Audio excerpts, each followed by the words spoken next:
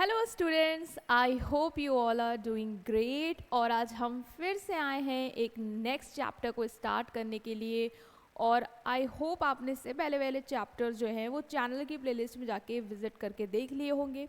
नहीं देखे हैं तो प्लीज़ देख के आइए ताकि हम एक सीक्वेंस में, एक रिदम में वर्क कर पाए। और आज जिस चैप्टर को समझने वाले हैं वो है आपका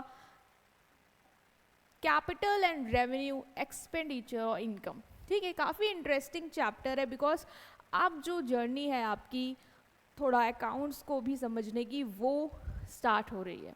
अभी तो हम थ्योरी में समझ रहे थे काफ़ी sales, marketing, consumer and all, but अब हम समझेंगे कि अकाउंटिंग ट्रीटमेंट में जो सारी चीज़ें हैं वो कैसे होती हैं।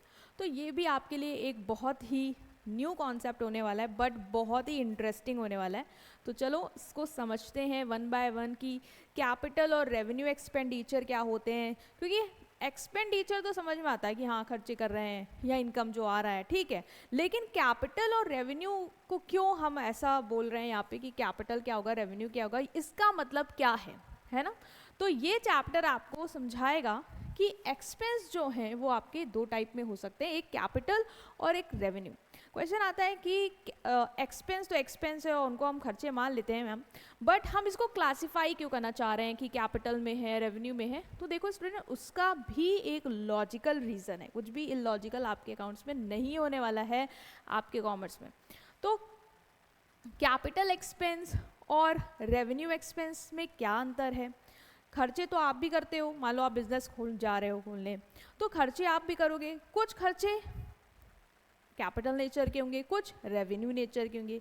बट कैपिटल रेवेन्यू है क्या, ये समझते हैं अपने एक बहुत ही इंटरेस्टिंग एग्जाम्पल से। देखो, सपोज करो कि आप एक कैफ़े ओपन करना चाह रहे हो, ठीक है।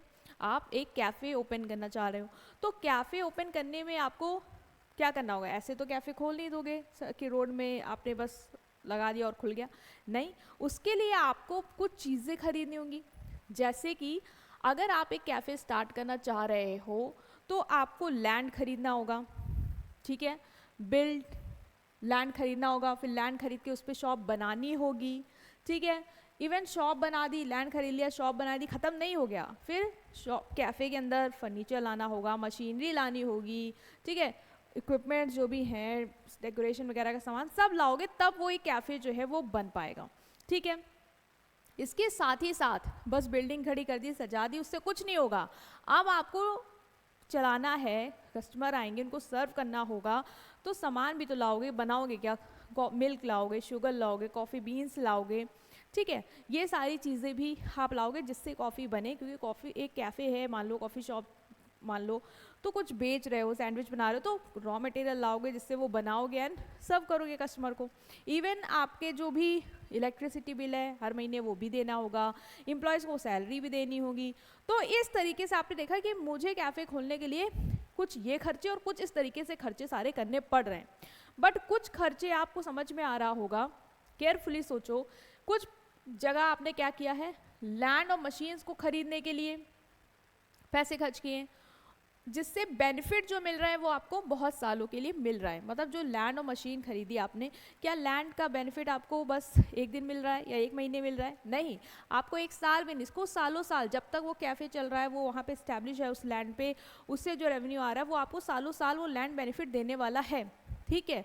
और जो मशीन खरीदी, कॉफ़ी मशीन, वो एक दिन, एक महीने के लिए नहीं, वो आपको जब तक कैफ़े चल रहा है, जब तक मशीन चल रही है, मतलब लॉन्ग टर्म बेनिफिट देगी, ठीक है। 4 साल, 5 साल, 6 साल, 10 साल लॉन्ग टर्म बेनिफिट दे रही है। तो कुछ पैसा जो आपने खर्च किया उससे आपको क्या मिल रहा है, बहुत साल के लिए बेनिफिट मिल रहा है। और कुछ पैसा जो आप स्पेंड कर रहे हो, जैसे कि मिल्क पे, शुगर में डेली कर रहे हो, उससे जो बेनिफिट मिल रहा है वो इमिडिएटली क्या हो रहा है, कंज्यूम होता जा रहा है। जैसे आपने मिल्क खरीदा, वो लाए सामान, बनाया, बेचा, ख़त्म। ये नहीं कि वो आपको लॉन्ग टर्म बेनिफिट देगा कि आप मिल्क रखे हो सालों साल और वो आपको बेनिफिट दे रहा है, नहीं। रोज़ डेली उस पर पैसा खर्चा करना होगा, उसका बेनिफिट पर डे जो है वो आपका कंज्यूम होता जाएगा, ठीक है। और बार बार खर्चा करना होगा, ऐसा नहीं कि एक बार खर्चा कर दिया हो गया, आपको बार बार खर्चा करना पड़ेगा। यही एग्जैक्टली डिफरेंस होता है आपका कैपिटल और रेवेन्यू एक्सपेंडिचर पे। इस स्टोरी से आपको क्या समझ में आया? इससे समझ में आया कि कुछ मैंने एक्सपेंडिचर करे जिससे जो मुझे बेनिफिट मिल रहा है वो सालों साल तक के लिए मिल रहा है, और कुछ खर्चे मैंने किए जिससे जो बेनिफिट मिल रहा है वो इमीडिएटली कंज्यूम हो रहा है या एक मंथ में कंज्यूम हो रहा है, मतलब लॉन्ग टर्म बेनिफिट मुझे नहीं मिल रहा है। तो यही एग्जैक्ट डिफरेंस है आपका कैपिटल एक्सपेंडिचर और रेवेन्यू एक्सपेंडिचर के, कि दोनों आपके एक्सपेंस है लेकिन इनका जो पर्पस है वो क्या है, वो डिफरेंट है। एक लॉन्ग टर्म बेनिफिट देने का पर्पस रखता है एक्सपेंस, और एक एक्सपेंस क्या रखते हैं अपना बेनिफिट देने का, शॉर्ट टर्म बेनिफिट देने का।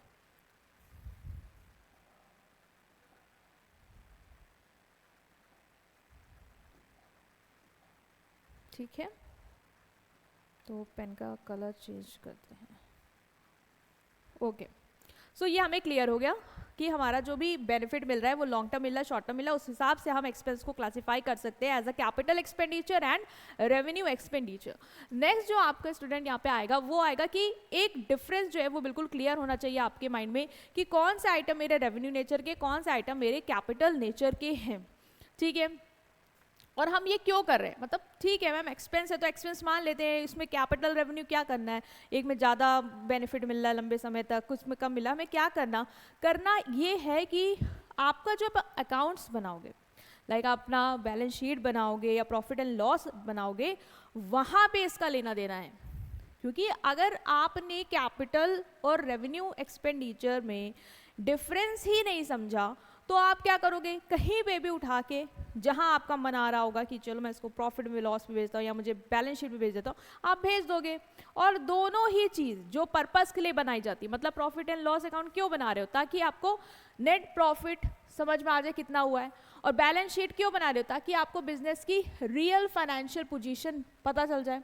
बट अगर आप आइटम ही सही जगह नहीं डालोगे तो क्या आपको पता चल पाएगा कि बैलेंस शीट की रियल फाइनेंशियल पोजीशन क्या शो कर रहा है या प्रॉफिट एंड लॉस में कितना प्रॉफिट आया, नहीं पता चल पाएगा।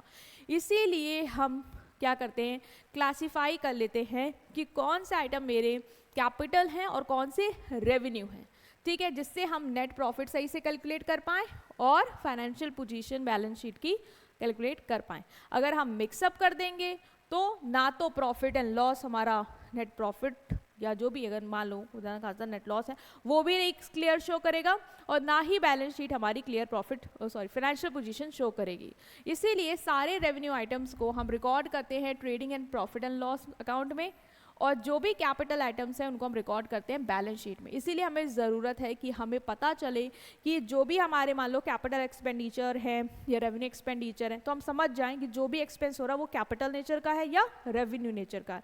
जो भी रिसिप्ट आ रही है वो भी पढ़ेंगे, जो भी रिसिप्ट आ रही है वो कैपिटल नेचर की है या रेवेन्यू नेचर की, जिससे क्या हो पाएगा हमारा कॉन्सेप्ट क्लियर हो पाएगा और हम उसी आइटम को वहीं भेजेंगे जहाँ पे उसकी ज़रूरत है। Like profit and trading loss में कौन से आइटम आते हैं, रेवेन्यू वाले आते हैं, और जो बैलेंस शीट है वहाँ कौन से आते हैं, कैपिटल वाले आते हैं। तो जब हमें कॉन्सेप्ट क्लियर होगा तभी हम पोस्टिंग सही करेंगे और तभी हम अपना नेट प्रॉफिट और फाइनेंशियल पोजीशन कैलकुलेट कर पाएंगे सही से। ठीक है, तो ये समझ में आ गया कि क्यों ज़रूरी है इसको अंडरस्टैंड करना, हम कर क्यों रहे हैं इतना कुछ। तो अब हमें समझना है कि कैपिटल और रेवेन्यू कि कौन कौन से टाइप्स हैं, मतलब आइटम्स। तो इनको हम दो ग्रुप्स में क्लासिफाइड कर सकते हैं जो आपके एग्जाम में आएंगे। 4 ग्रुप्स हैं, 2 जो एडिशनल इसके अपार्ट वो नहीं आ रहे हैं, ये 2 आ रहे हैं, तो इनको अच्छे से समझ लो। एक है कैपिटल एक्सपेंडिचर और रेवेन्यू एक्सपेंडिचर, एक है कैपिटल रिसिप्ट और रेवेन्यू रिसिप्ट। तो बहुत अच्छे से समझेंगे स्टूडेंट्स, हम बिल्कुल फोकस के साथ बैठो। ईजिली बहुत अच्छे से एग्जाम्पल देने वाली हूँ, बहुत रियल लाइफ एग्जाम्पल स्टोरी के फॉर्म में हम समझेंगे, विजुअलाइजेशन भी यूज़ करेंगे, जिससे आप बस इस क्लास को देख लो आपको क्लियर हो जाने वाला है।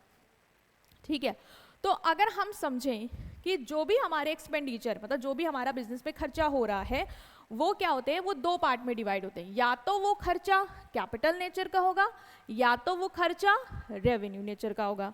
ठीक है, जो खर्चे आपके रेवेन्यू होते हैं मतलब रेवेन्यू नेचर के होते हैं, जिनका बेनिफिट आपने पढ़ा कि इमीडिएटली कंज्यूम हो जाता है या लॉन्ग टर्म बेनिफिट नहीं देता, शॉर्ट टर्म देता है, वो वाले एक्सपेंस आपके कहाँ पे जाते हैं, प्रॉफिट एंड लॉस अकाउंट में। याद रखना एमसीक्यू से क्वेश्चन आ सकता है कि रेवेन्यू एक्सपेंडिचर के जो भी आपका पार्ट है वो किस रिकॉर्ड होगा, वो होगा प्रॉफिट एंड लॉस अकाउंट में।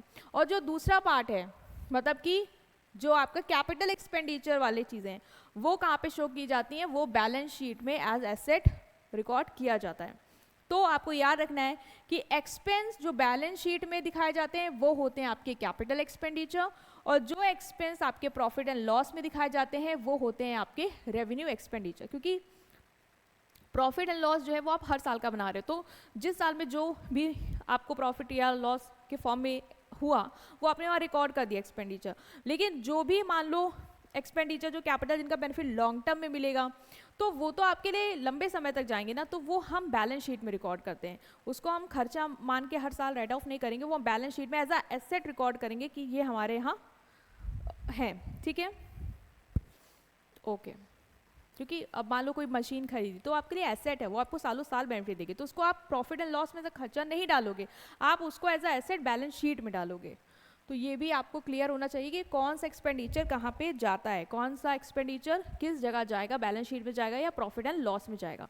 अब हम डिटेल में आपका कैपिटल एक्सपेंडिचर को समझेंगे। ठीक है, कैपिटल एक्सपेंडिचर को अब डिटेल में समझेंगे। इतना तो हमें समझ में आया कि जो एक्सपेंडिचर में बेनिफिट लॉन्ग टर्म के लिए दे रहे हैं वो हमारे कैपिटल में है, जो शॉर्ट टर्म या इमीडिएटली कंज्यूम हो रहा है जिनका बेनिफिट वो रेवेन्यू में है। Clear, capital expenditure balance sheet में जाते हैं और रेवेन्यू एक्सपेंडिचर हमारे प्रॉफिट एंड लॉस अकाउंट में रिकॉर्ड किए जाएंगे।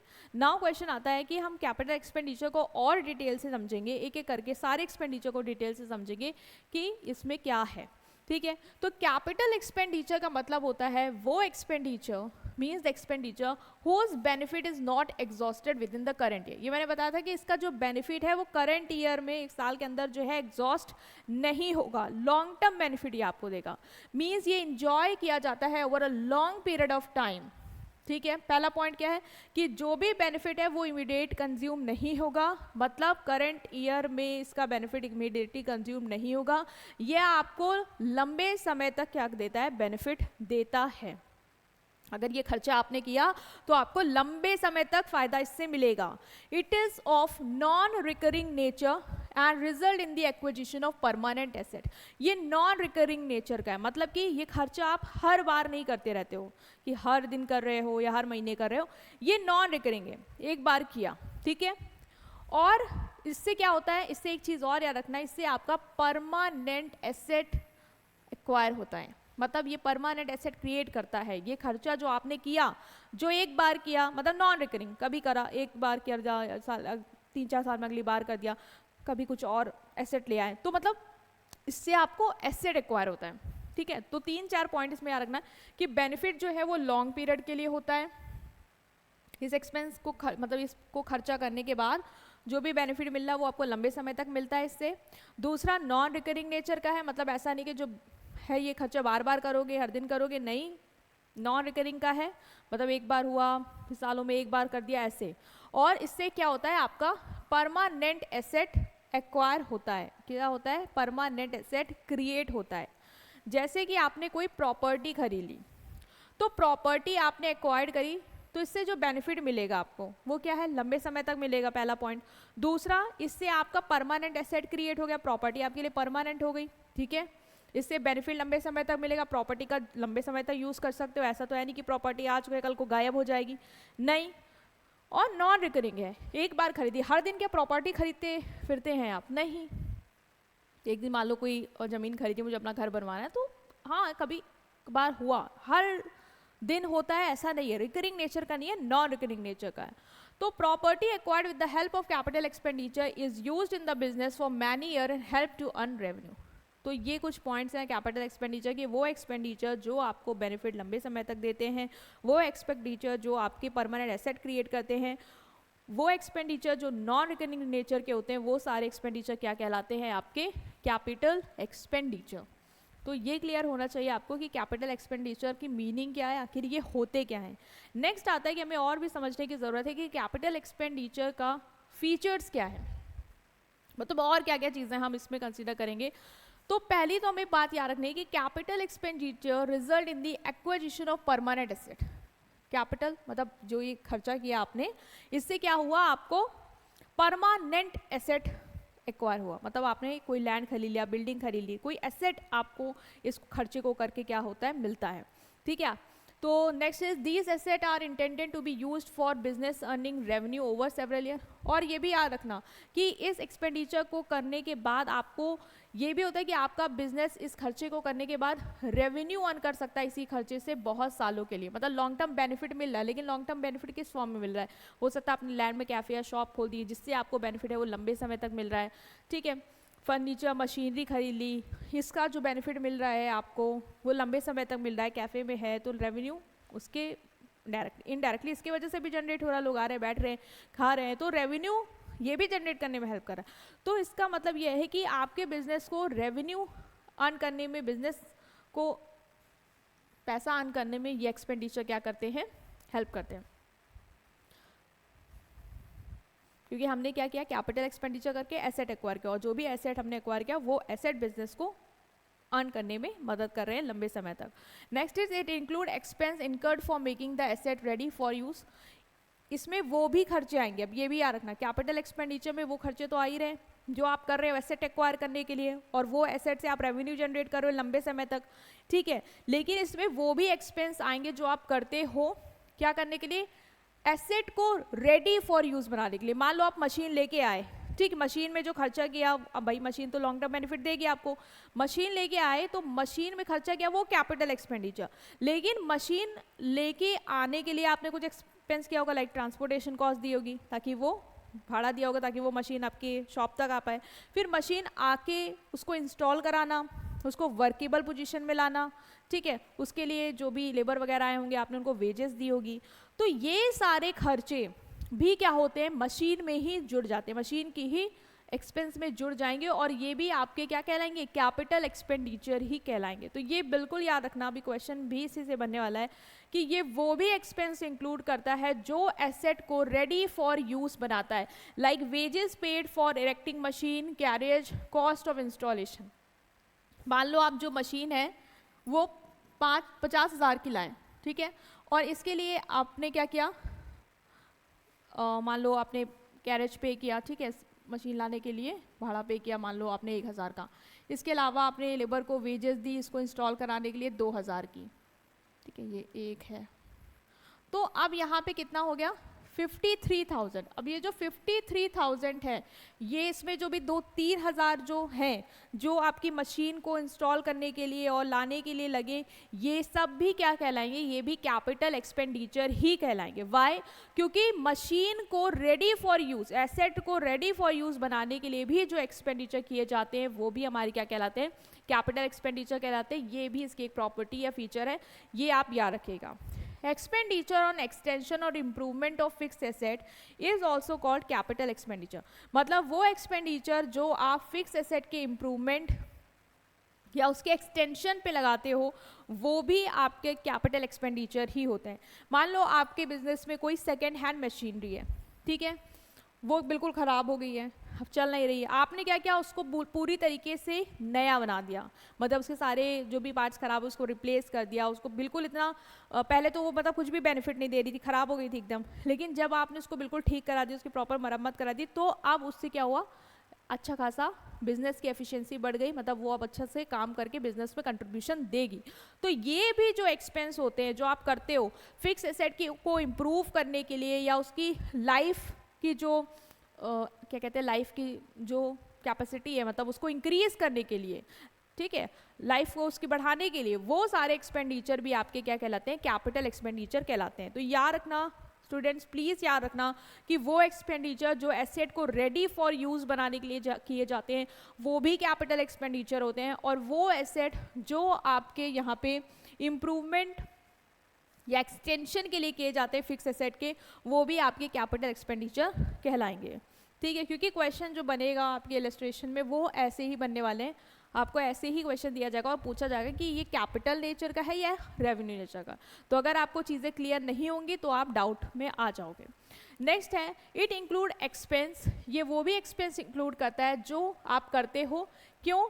ताकि आप राइट एक्वायर कर पाओ बिजनेस को कैरी करने का, जैसे कि legal fees, stamp duty paid to acquire land. मान लो आपको लैंड आपने एक्वायर किया, ठीक है, आपने लैंड खरीदा, लेकिन लैंड को कि मेरा जो राइट है कि मैं इस पर बिजनेस कर पाऊँ, उसके लिए भी आपको कुछ फॉर्मेलिटीज़ करनी होती है, लाइक आपको लीगल फीस देनी होती है लॉयर को, पेपर्स वगैरह बनवाने होते हैं, स्टैम्प ड्यूटी देनी होती है, ताकि आपको राइट मिल जाए लैंड को यूज़ करने का जो आपने एक्वायर किया है, ठीक है। तो इसलिए जो एक्सपेंस करते हो वो भी आपके क्या कहलाते हैं, कैपिटल एक्सपेंडिचर कहलाते हैं, वो भी आपके लैंड में ही क्या होंगे, जुड़ जाएंगे, तो इसको हम क्या कहेंगे, कैपिटल एक्सपेंडिचर, क्योंकि लैंड को एक्वायर किया है उससे तो बेनिफिट आपको लॉन्ग टर्म के लिए मिल रहा है, लेकिन लैंड को खरीद लेने से थोड़ी ना कुछ हो गया, उस पर राइट मिल जाना कि हम उसको यूज़ कर सकते हैं बिजनेस के लिए, बिजनेस को कैरी करने के लिए, तब ही तो आप लैंड को यूज़ करके बेनिफिट कर पाओगे। तो वो खर्चा जो लैंड को यूज़ करने के लिए हमें जो राइट एक्वायर करने के लिए किया गया है, जिससे हमें बेनिफिट मिल पाएगा लंबे समय के लिए, वो एक्सपेंडिचर भी आपका क्या कहलाएगा, कैपिटल एक्सपेंडिचर कहलाएगा। Next is purchase of intangible asset, जैसे कि गुडविल, पेटेंट, कॉपीराइट, ये सब इनटैंजिबल एसेट होते हैं जिनको हम छू नहीं सकते, जिनको हम देख नहीं सकते, बट गुडविल कंपनी की रेपुटेशन है मार्केट में, ये हम फील कर सकते हैं, सुन सकते हैं, लोगों से पता चल जाता है कि हाँ इसकी गुडविल है, महसूस होती है कि उसके शेयर मार्केट में शेयर प्राइस इतनी ज़्यादा क्यों है, मार्केट शेयर इतना क्यों है, लोग ट्रस्ट कर रहे हैं। तो गुडविल को आप टच नहीं सकते हो, कोई चलता फिरता आदमी नहीं है, लेकिन ये जो इंटेंजिबल एसेट हैं जिनको परचेस करते हो आप, ये भी आपके क्या है, कैपिटल एक्सपेंडिचर में ही काउंट होते हैं, क्योंकि इससे भी आपका एसेट क्रिएट हो रहा है और इससे आपको लॉन्ग टर्म बेनिफिट जो है वो मिलने वाला है। कॉपीराइट करा लिया या पेटेंट ले लिया आपने प्रोडक्ट का, तो वो कोई और नहीं ले सकता, आप ही बेच सकते हैं पूरे मार्केट में, लंबे समय तक आपको इसका फायदा होगा। तो ये एक्सपेंडिचर भी आपके कैपिटल एक्सपेंडिचर कहलाएंगे। Next is preliminary expense for starting a business, business को स्टार्ट करने के लिए कुछ स्टार्टिंग में एक्सपेंस करने होते हैं, जिन्हें हम प्रीलिमिनरी एक्सपेंस कहेंगे, जैसे कि इनकॉर्पोरेशन ऑफ कंपनी के लिए आपको MOA और आर्टिकल ऑफ एसोसिएशन बनाना होता है, उसके कुछ एक्सपेंस करने होते हैं, स्टैम्प ड्यूटी, लीगल और कुछ फाइल्स वगैरह बनवाना, ठीक है, जिससे कंपनी को स्टार्ट कर पाओ। तो ये सारे एक्सपेंस भी आपके इसके अंडर आएंगे, कैपिटल एक्सपेंडिचर के अंदर आएंगे। बट यहाँ पे एक चीज़ याद रखना, अगर क्वेश्चन में आपके सिर्फ रेवेन्यू और कैपिटल पूछा है कि इनमें बताओगे कौन सा होगा, तो आप इसको कैपिटल एक्सपेंडिचर में डाल देना, क्योंकि ये एक्सपेंस करके कंपनी चलेगी तो लॉन्ग टर्म के लिए आपको बेनिफिट मिलेगा, तो हम इसको मान लेंगे ये कैपिटल एक्सपेंडिचर है। लेकिन स्टूडेंट्स ये आपका एक और कैटेगरी जो भी हम आगे पढ़ेंगे, ये बेसिकली आपकी कहीं ना कहीं उसी में जाएगी, that is deferred revenue expenditure में, ठीक है, स्पेलिंग वो आपकी जाएगी डिफर्ड रेवेन्यू एक्सपेंडिचर में ही जाएगा ये। तो जब हम उसको पढ़ेंगे तब उधर आपको समझाऊंगी मैं, क्योंकि ये जो खर्चे हैं इससे कोई एसेट नहीं क्रिएट हो रहा, कैपिटल एक्सपेंडिचर करके आपका एसेट क्रिएट होता है, या एसेट क्रिएट हो गया उसमें जो खर्चे कर रहे हो तो वो जुड़ के कैपिटल एक्सपेंडिचर आ रहा है, जैसे ऊपर वाले सब देखे। लेकिन यहाँ पे क्या है, ये जो खर्चे आपने किसी कोई एसेट नहीं क्रिएट हो रहा है, बट बेनिफिट लॉन्ग टर्म के लिए मिल रहा है। तो बेनिफिट लॉन्ग टर्म के लिए मिल रहा है, उस अप्रोच से अगर रेवेन्यू और कैपिटल एक्सपेंडिचर दिया तो कैपिटल में डाल देंगे। लेकिन अगर डेफर्ड रेवेन्यू एक्सपेंडिचर भी ऑप्शन है तो ये डेफर्ड रेवेन्यू एक्सपेंडिचर में जाएगा, क्योंकि बेनिफिट लॉन्ग टर्म का है, एसेट नहीं क्रिएट हो रही है। डेफर्ड रेवेन्यू एक्सपेंडिचर भी आगे पढ़ेंगे तो बिल्कुल क्लियर होगा, बट अभी यहाँ इतना याद रखो कि एसेट नहीं क्रिएट हो रहा और बेनिफिट लॉन्ग टर्म का मिल रहा है, इसीलिए हम इस खर्चे को हर साल धीरे धीरे करके राइट ऑफ करेंगे, इसीलिए डेफर्ड रेवेन्यू में जाएगा। बट कैपिटल एक्सपेंडिचर अभी पढ़ रहे हैं तो इसकी अप्रोच मैंने बता दी कि क्यों कैपिटल में जा रहा है।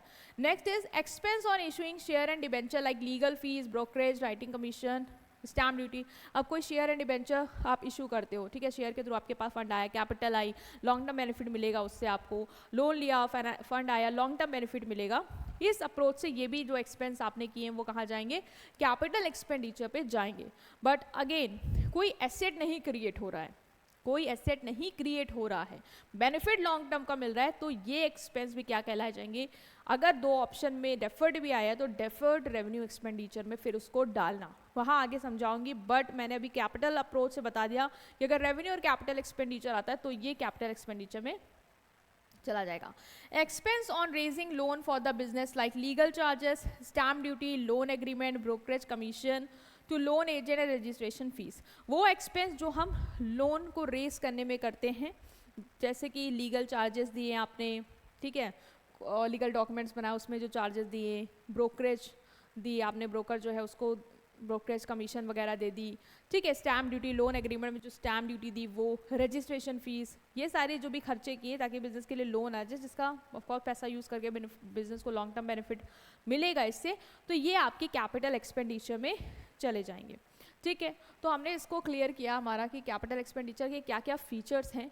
नेक्स्ट आता है कि expenses to reduce operating cost, वो खर्चे जो ऑपरेटिंग कॉस्ट को कम करते हैं वो खर्चे भी कैपिटल एक्सपेंडिचर के अंडर आएंगे। जैसे कि आपके पास कोई हैंड ड्रिवन मशीन थी, कोई एसेट था जो हाथ से चल रहा था, आपने इसको क्या किया, कन्वर्ट कर दिया into power driven machine. Power driven machine मतलब कि अब वो पावर के थ्रू और इजीली, मतलब ऑपरेटिंग कॉस्ट कम होगी, पहले खर्चा ज़्यादा आ रहा था क्योंकि बहुत सारे लोग लग रहे थे उसको चलाने के लिए, अब हमने इसको पावर ड्रिवन बना दिया तो अब कम लोग वहाँ पे लगेंगे, तो हमारा ऑपरेटिंग कॉस्ट क्या हो गई, कम हो गई। तो ये भी जो एक्सपेंस होते हैं ये आपके किस कैटेगरी में जाएंगे, ये भी आपके कैपिटल एक्सपेंडिचर में जाएंगे as they help to reduce the operating cost. Next is expenses in tea, rubber plantation और horticulture during the development stage before start giving income are called development expenditure. देखो जो हॉर्टिकल्चर वगैरह जो plantation वगैरह करते हैं, ठीक है, मान लो टी प्लांटेशन है, तो टी प्लांटेशन जब भैया उग जाएगी उसके बाद जब कटेगी, ठीक है, बेचोगे मार्केट में तब फायदा मिलेगा, लेकिन शुरुआत में जो आप खर्चे करते हो उस टी प्लांटेशन में, लाइक सॉइल में कुछ लाना है, डालना है, फर्टिलाइजर वगैरह, ठीक है, इरिगेशन फैसिलिटी, इन सब जो भी खर्चे करते हो जिससे टी लीव्स अच्छी से ग्रो हो, वो खर्चे हमारे कैपिटल एक्सपेंडिचर के दौरान जाएंगे जब हम उनको डेवलपमेंट से पहले करेंगे, मतलब टी लीव्स उगने से पहले जो खर्चे किए वो सारे क्या होंगे, कैपिटल एक्सपेंडिचर, क्योंकि आप एक एसेट क्रिएट कर रहे हो, प्लांटेशन एक एसेट क्रिएट कर रहे हो जो आपको लंबे समय तक क्या देने वाला है, बेनिफिट देने वाला है, बट जो उससे पहले खर्चे कर दिए वो आपकी कैपिटल एक्सपेंडिचर जाएंगे क्योंकि ये खर्चे आपको लॉन्ग टर्म बेनिफिट दे रहे हैं, एक एसेट आपके लिए क्रिएट कर रहे हैं, ठीक है। तो ये वाले एक्सपेंडिचर भी आपकी याद रखना, expense in tea, rubber plantation, horticulture during the development stage, development stage के दौरान वो सारे खर्चे क्या होंगे आपके कैपिटल एक्सपेंडिचर, और एक बार इनकम देना शुरू कर दी फिर अगर आप उसके डेवलपमेंट में कोई खर्चा कर रहे हो तो वो कैपिटल नहीं कहला जाएगा, तो वो रेवेन्यू कहला जाएगा, ठीक है। तो इतना याद रखना कि कौन कौन से खर्चे आपके कैपिटल एक्सपेंडिचर में आएंगे। ओके, सो एग्जाम्पल्स भी हम यहाँ पे देखेंगे जिससे हमने जो भी अभी तक समझा, क्योंकि अभी आपने बहुत कुछ पढ़ लिया है तो अभी आपके अंदर थोड़ा सा क्लैरिटी भी आई होगी और एक मोशन में थोड़ा सा कन्फ्यूजन भी होगा कि इतना याद कैसे रहेगा। तो हम बार बार इसको भी अच्छे से समझने वाले हैं कि अगर आपने मान लो कोई लैंड, बिल्डिंग, प्लांट, मशीन खरीदी है तो उसके लिए जो खर्चा किया वो क्या कहलाएगा, कैपिटल एक्सपेंडिचर, क्योंकि जो लैंड खरीदी, बिल्डिंग खरीदी, मशीन खरीदी, इससे जो बेनिफिट मिलेगा आपको वो लंबे समय तक मिलेगा। ऐसा तो नहीं है कि लैंड बस आज को था कल को गायब हो जाएगा, उसका बेनिफिट आपको नहीं मिलेगा, नहीं, या एक महीने में गायब होगा, नहीं, तो उसका जो बेनिफिट है वो आपको लॉन्ग टर्म मिल रहा है। दूसरा, एसेट भी क्रिएट हो रही है, cost of addition, extension and improvement of fix asset. मान लो आपके पास कोई फिक्स एसेट है, ठीक है, उसके ही आपने कुछ एक्सटेंशन करा दिया या उसको और इम्प्रूव करवा दिया, तो ये भी जो खर्चा किया है आपने एक एसेट की कैपेसिटी बढ़ाने के लिए, उसको इम्प्रूव कराने के लिए, उसका भी बेनिफिट आपको लंबे समय तक मिलेगा, तो ये भी एक्सपेंडिचर आपके कैपिटल कहलाए जाएंगे। Overhauling second hand machine, second hand machine जो बिल्कुल एकदम ख़राब हो गई थी उसको बिल्कुल नया जैसा बनाने के लिए जो खर्चे कर दिए जिससे उसकी लाइफ बढ़ गई, वो सारे खर्चे भी आपके कैपिटल एक्सपेंडिचर में आएंगे।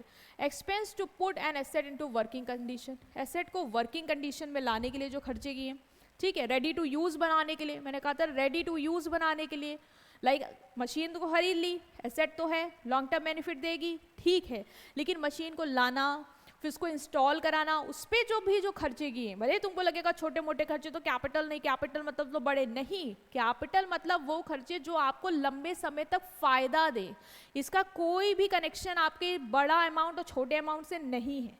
इसीलिए जो वेजेस दी, जो आपने उसको इंस्टॉल कराने के लिए, लाने के लिए कैरेज दिया, ये सारे खर्चे भी कैपिटल एक्सपेंडिचर में ही आएंगे, क्योंकि मशीन इनके बिना रेडी टू यूज़ हो ही नहीं पाएगी, मशीन चल ही नहीं पाएगी, और अगर मशीन नहीं चलेगी तो लंबे समय तक फ़ायदा मिलेगा ही नहीं, तो ये सारे खर्चे भी फिर उसी मशीन में ही क्या होंगे, जुड़ जाएंगे, इसीलिए ये भी आपके कैपिटल एक्सपेंडिचर के अंडर आएंगे। Next is cost of increasing earning capacity of business, business की अर्निंग कैपेसिटी को बढ़ाने के लिए जो भी आपने कॉस्ट इनकर्ड करी, ठीक है, वो भी आपके कैपिटल एक्सपेंडिचर में आएंगे। Cost of intangible asset like goodwill patents को खरीदने के लिए जो आपने खर्चे किए वो भी कैपिटल एक्सपेंडिचर है। और एक्सपेंस जो आपने किए हैं लैंड को परचेस करने के लिए, ठीक है, एक एसेट एक्वायर किया, खर्चा किया, लंबे समय तक फायदा देगा, कैपिटल एक्सपेंडिचर। लेकिन उसी लैंड को आप यूज कर पाओ, उस राइट को एक्वायर करने के लिए भी जो खर्चे किए, जो लीगल फॉर्मेलिटी में पैसा दिया, स्टैम्प ड्यूटी में पैसा दिया, वो सारे एक्सपेंस भी आपके कैपिटल एक्सपेंडिचर में ही आएंगे, क्योंकि बिना उसको करे आप लैंड को यूज नहीं कर पाओगे लॉन्ग टर्म बेनिफिट के लिए। तो उसको पाने के लिए जो भी छोटे छोटे खर्चे भी करोगे वो भी आपके लैंड के कॉस्ट में ही जुड़ जाएंगे, इसलिए इसको भी हम कैपिटल एक्सपेंडिचर कहेंगे। ओके, जैसे कि एक हमने एक स्टोरी के फॉर्म में एक डाउट जो बहुत लोग के माइंड में आ रहा होगा, कहीं भी आप इसको ऐसे मत कनेक्ट करना गलती से भी कि कैपिटल मतलब बड़ा अमाउंट में हो गया तो वो कैपिटल है, या रेवेन्यू मतलब छोटा अमाउंट तो वो कैपिटल है। नहीं, ये डाउट बिल्कुल मत रखना। जैसे एक रिया है, इसने क्या किया, अपना बुटीक खोला, तो इसको क्या किया, शॉप को एक्वायर करने के लिए, मतलब शॉप तो उसने खरीदी, उसने तो पैसा दिया उसको एक्वायर करने के लिए, लेकिन इसने क्या किया, लीगल फीस भी इसको देनी पड़ी शॉप के लिए, जिसको शॉप यूज़ कर पाए, इसको लाइसेंस मिल पाए, उस चीज़ का रजिस्टर करवा पाए, तो इसने लीगल फीस वगैरह भी दी होंगी, ठीक है, 5,000 मान लो। फिर इसने मशीन खरीदी होगी अपनी बुटीक के लिए, और वो मशीन इसने EMI पे ली, मतलब सारा अमाउंट 50,000 का था तो 50,000 पूरा नहीं दिया, इसने EMI पे दे दिया वो पैसा इस एसेट को खरीदने के लिए, और मंथली पेमेंट ये करती रही। तो जो इसका दोस्त था इसने कहा कि सिंस देखो तुमने शॉप तो खरीदी, ये तो एसेट है तुम्हारा, तो ये खर्चा तो चलो मानता हूँ मैं कैपिटल एक्सपेंडिचर है, लेकिन इसी में तुमने जो लीगल फीस दी है वो भी सिर्फ 5,000 रुपए की, ये तो रेवेन्यू मानना चाहिए ना। 5,000 रुपए तो तुमने दिए हैं, शॉप तो तुमने मान लो 5 लाख की खरीदी है। तो ये इसको ये बोलने लग गया। फिर बोलने लगे कि तुमने सिलाई मशीन 50,000 की EMI पे तो खरीदी है 2,000 की, भले ही वो एसेट, लेकिन पैसा तो तुम टुकड़ों में दे रही हो, तो सिर्फ तुम्हारा थोड़ा ही थोड़ा पैसा तो जा रहा है, तो ये रेवेन्यू ही तो होगा, कैपिटल कैसे हो जाएगा तुम्हारे लिए। तो फिर ये इसको समझाती है रिया कि देखो अमाउंट और पेमेंट शेड्यूल मैटर नहीं करता, कैपिटल एक्सपेंडिचर वो खर्चे हैं जो लंबे समय तक बेनिफिट दे रहे हैं।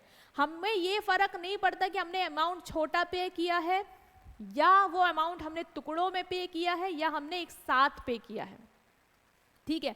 तो इम्पॉर्टेंट नोट है आपके लिए यही कि जो अमाउंट स्पेंड करते हो या जो सोर्स ऑफ पेमेंट है या मैनर ऑफ पेमेंट है, ये डिसाइड नहीं करता कि जो खर्चा है वो आपका कैपिटल होगा या रेवेन्यू होगा। मान लो इवन आपने पैसा इंस्टॉलमेंट में दिया या लोन के थ्रू दिया, वो तब भी कैपिटल एक्सपेंडिचर कहलाएगा अगर वो आपको लंबे समय तक फायदा देता है। जैसे उसने शॉप एक्वायर की, वो एसेट एक्वायर किया, लंबे समय तक फायदा देगा, कैपिटल एक्सपेंडिचर। उस शॉप को चलाने के लिए, यूज करने के लिए उसने कुछ लीगल फीस दी, वो भी कैपिटल एक्सपेंडिचर, क्योंकि ना लीगल फीस देती, ना शॉप को चला पाती, ना लॉन्ग टर्म बेनिफिट मिलता, तो वो भी क्या है, कैपिटल एक्सपेंडिचर। फिर मशीन खरीदी, एसेट खरीदा, कैपिटल एक्सपेंडिचर।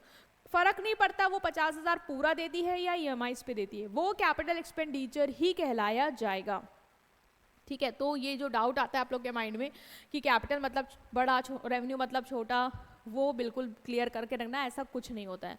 एक कॉन्सेप्ट बस याद रखना है कि लॉन्ग टर्म बेनिफिट दे रहा है, एसेट क्रिएट कर रहा है या नहीं कर रहा है, ये एसेट से जुड़ा हुआ है या नहीं, अगर है तो हाँ वो कैपिटल एक्सपेंडिचर होगा। नेक्स्ट आती है कि बहुत सारे बच्चे जो हैं वो भूल जाते हैं कि कौन कौन से पॉइंट्स पढ़े थे, तो एक विजुअलाइजेशन टेक्निक के थ्रू भी मैं आपको याद कराना चाहूँगी कि कौन कौन सी चीज़ें हमने समझी हैं कि वो कैपिटल एक्सपेंडिचर के अंडर आएंगी। तो देखो, एक कंपनी की जर्नी इमेजिन करते हैं कि कंपनी कैसे कैसे चीज़ें करती है। सबसे पहले कंपनी क्या करेगी, वो लैंड और बिल्डिंग खरीदती है, क्योंकि लैंड और बिल्डिंग के बिना कंपनी क्या ही बनाएगी। लैंड चाहिए होगी जिस पे बिल्डिंग बना देगी, या तो बिल्डिंग ही खरीद ली उसने, तो लैंड और बिल्डिंग खरीदती है, तो ये क्या है, कैपिटल एक्सपेंडिचर। फिर उसमें मशीन और फर्नीचर लगाती है, लैंड और बिल्डिंग खड़ी करके उसको क्या ही मिलेगा, ऑपरेशन करना है तो आपको मशीन्स वगैरह तो लानी होगी, ठीक है, आपको फर्नीचर वगैरह लगाना होगा, तो ये भी क्या है, कैपिटल एक्सपेंडिचर। मशीन को चलाने के लिए इंस्टॉलेशन वेजेस लगानी पड़ेगी, मशीन तो ले आई रखी हुई है मशीन, लेकिन इंस्टॉल करना आनी पड़ेगी आपको, या बाहर से जो आ रही उसमें किराया देना होगा। तो इनका भी तो खर्चा आप कर रहे हो, ये भी क्या है, कैपिटल एक्सपेंडिचर। इससे आपको सारे पॉइंट्स याद रहेंगे कि एक बिल्डिंग लैंड खरीदी, फिर उस लैंड बिल्डिंग पे मैंने फर्नीचर मशीन वगैरह लिया, ये सब कैपिटल, फिर उसको मैंने चलाने के लिए, मशीन को चलाना है, अब लगवानी है, फर्नीचर तो लग गया, मशीन को लेकिन चलाना है तो मैंने वेजेस वगैरह दी, तो वो कैपिटल एक्सपेंडिचर। बाद में वो इम्प्रूवमेंट और एक्सटेंशन करती हैं, ऑफ कोर्स हो सकता है कि मशीन कुछ टाइम बाद मुझे लगा कि नहीं यार इसमें कुछ इम्प्रूवमेंट हो सकता है, इसको और सही कर सकते हैं, फिर मैंने जो खर्चा दिया वो क्या हुआ, कैपिटल एक्सपेंडिचर। लीगल काम और फीस देकर बिजनेस राइट एक्वायर करना, अब लीगल एक्सपेंस करोगे आप, ठीक है, फीस दोगे जिससे आपको राइट मिल पाए कि वो बिजनेस जो भी करना चाह रहे हो वो कर पाओ। एक लाइसेंस सरकार दे रही है, मान लो आपको बिजनेस को रन करने के लिए, लाइक फूड बिजनेस है तो फूड लाइसेंस वगैरह लेना होगा, तो जिस डोमेन में भी जा रहे हो जो भी लाइसेंस चाहिए होगा ताकि बिजनेस को रन कर पाओ, वो खर्चे भी मेरे कैपिटल एक्सपेंडिचर में आ जाएंगे।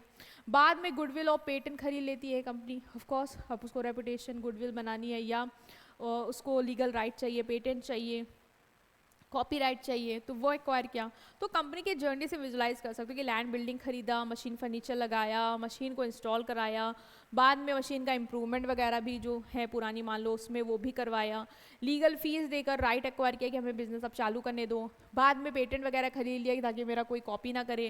कंपनी शुरू करने के लिए एक्सपेंस भी करती है, स्टार्ट करने के लिए भी कुछ एक्सपेंस करती है, वो भी पॉइंट इसमें जोड़ लो। इनकॉर्पोरेशन एक्सपेंस, पैसा रेस करोगे या पैसों की भी ज़रूरत आएगी तो हो सकता है लोन ले लो या शेयर इशू कर दो, तो वो भी आपका इसमें आएगा। अगर लोन चाहिए तो लोन के एक्सपेंस करने होंगे, तो वो एक्सपेंस जो लोन को रेज करने के लिए किए वो भी मेरे कैपिटल एक्सपेंडिचर। कॉस्ट बचाने के लिए मशीन को अपग्रेड किया, कैपिटल एक्सपेंडिचर। और प्लांटेशन डेवलपमेंट स्टेज का खर्चा भी आपका कैपिटल एक्सपेंडिचर में आएगा। तो इन सारे पॉइंट्स को आपको स्टूडेंट्स बहुत अच्छे से याद रखना है ताकि आप इसको जब भी आपके पास कोई भी क्वेश्चन आए जहाँ पे आप डिफ्रेंशिएट करना हो कैपिटल और रेवेन्यू में, आप क्लियरली इसको कर पाओ। ठीक है, इसको मैंने इमेज से भी बताया कि कैपिटल एक्सपेंडिचर आपको याद रहे, तो बहुत सारे तरीके मैंने बनाए हैं, जैसे लैंड और बिल्डिंग खरीदा है, सोना ने कहा चलो लैंड और बिल्डिंग खरीदते हैं तो कैपिटल एक्सपेंडिचर। एसेट को रेडी टू यूज़ बनाने के लिए जो भी खर्चा किया कैपिटल एक्सपेंडिचर। कुछ मान लो इम्प्रूवमेंट एक्सटेंशन वगैरह उसको लगा करने की ज़रूरत है, कैपिटल। बिजनेस का राइट लिया ताकि मैं चला पाऊँ, पेटेंट वगैरह कराया तो ये capital expenditure. Goodwill and patent buy किया, एक्सपेंस कंपनी को स्टार्ट करने के लिए पैसे दिए, कैपिटल एक्सपेंडिचर। कॉस्ट रिड्यूस करने के लिए खर्चे किए, capital expenditure. Rubber plantation develop करने के लिए खर्चे किए, कैपिटल एक्सपेंडिचर। तो इमेज भी अगर आपको याद रहती है तो भी आपको काफ़ी सारी चीज़ें क्लियर हो जाएंगी कि कैपिटल एक्सपेंडिचर में मेरे कौन कौन से एक्सपेंस आएंगे। आई होप आपको क्लियर हो गया होगा। नेक्स्ट जो हमारा टॉपिक आता है वो आएगा हमारा रेवेन्यू एक्सपेंडिचर। कैपिटल एक्सपेंडिचर के बाद आपको रेवेन्यू एक्सपेंडिचर समझना बहुत ज़रूरी है।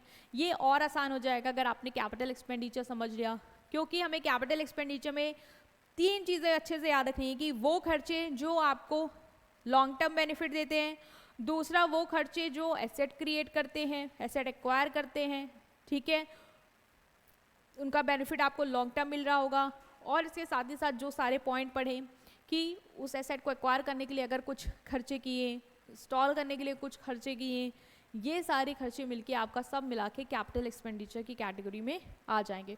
और एक पॉइंट कि वो नॉन रिकरिंग नेचर के होते हैं, मतलब बार बार नहीं करते हो, एक बार हो गया, ठीक है। तो ये सारे खर्चे थे आपके कैपिटल। नेक्स्ट आता है रेवेन्यू एक्सपेंडिचर क्या होता है, तो इसको भी एक स्टोरी से समझेंगे। ये जैसे कि इनकी बेकरी है, इन्होंने बोला कि रेवेन्यू, बता रहे कि रेवेन्यू एक्सपेंडिचर जो है वो day to day expenditure include करता है, जैसे कि रेंट, सैलरी, इलेक्ट्रिसिटी, मतलब दिन ब दिन जो खर्चे होते हैं रिकरिंग नेचर के खर्चे, ठीक है, वो रेवेन्यू एक्सपेंडिचर में आते हैं। इवन देखो रेवेन्यू एक्सपेंडिचर करोगे तो कोई फिक्स एसेट क्रिएट नहीं करोगे, बल्कि ये एक्सपेंडिचर किए जाते हैं फिक्स एसेट को मेंटेन करने के लिए कि वो अपने जो भी उनकी वर्किंग कंडीशन है वो मेंटेन रहे और जैसे चल रहे थे वैसे चलते रहें। तो ये पॉइंट भी याद रखना, क्योंकि यहीं पे वो घुमाएगा। फिक्स एसेट अगर एक्वायर कर रहे हो तो वो कैपिटल एक्सपेंडिचर, लेकिन फिक्स एसेट को मेंटेन करने के लिए कि वो जैसे चल रहे वैसे चलते रहे, मशीन जैसे चल रही वैसे चलती रहे, उसके लिए जो खर्चे किए वो आपके रेवेन्यू एक्सपेंडिचर में आएंगे, ठीक है। इसलिए वो बोल रहा है कि जो भी मैंने फिक्स एसेट को मेंटेन करने के लिए खर्चे किए वो भी रेवेन्यू एक्सपेंडिचर में आते हैं, जैसे कि repair, like fixing the oven, buying material and goods भी मेरा क्या है, कैपिटल एक्सपेंडिचर है, सॉरी रेवेन्यू एक्सपेंडिचर। जैसे मैं रॉ मटेरियल खरीद रहा हूँ, रॉ मटेरियल जैसे बेकरी में केक बनाने तो फ्लावर शुगर ये सब खरीदना होगा उसको, तो ये डेली बेसिस पे खरीदेगा क्योंकि बेकरी तो हर दिन चल रही है, तो ये सारे एक्सपेंडिचर भी क्या होंगे, रेवेन्यू नेचर के। It cover recurring losses too, losses जो हर महीने हो रहा है, जैसे मशीन की वैल्यू हर दिन धीरे धीरे करके ग्रेजुअली गिर ही रही है, तो वो सारे खर्चे भी जो लॉस वाले खर्चे भी हैं जो हर टाइम हो रहे हैं, वो जैसे डिप्रिशिएशन रिपेयर्स वगैरह, ये सारे भी आपके क्या होते हैं, इसी में आएंगे। Interest on loan and all, ये सब रेवेन्यू एक्सपेंडिचर की कैटेगरीज में आएंगे। इसको भी हम डिटेल में समझते हैं।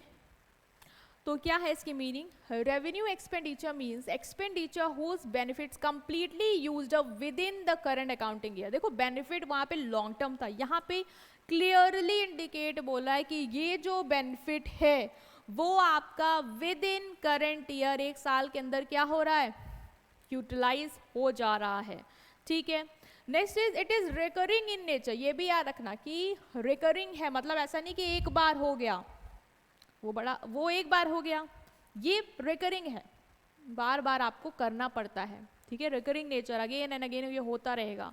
इट डज नॉट क्रिएट और एक्वायर परमानेंट एसेट, कोई भी परमानेंट एसेट ना तो ये क्रिएट करेगा और ना ही इसके थ्रू आप कोई भी परमानेंट एसेट एक्वायर करोगे। वहाँ पे क्या था, वहाँ पे ये पॉइंट सब उल्टे थे, बेनिफिट लॉन्ग टर्म का था, नॉन रिकरिंग नेचर में था और परमानेंट एसेट क्रिएट कर रहा था। It is necessary for day to day running of business, ये बिजनेस को दिन ब दिन चलाने के लिए करे जाते हैं।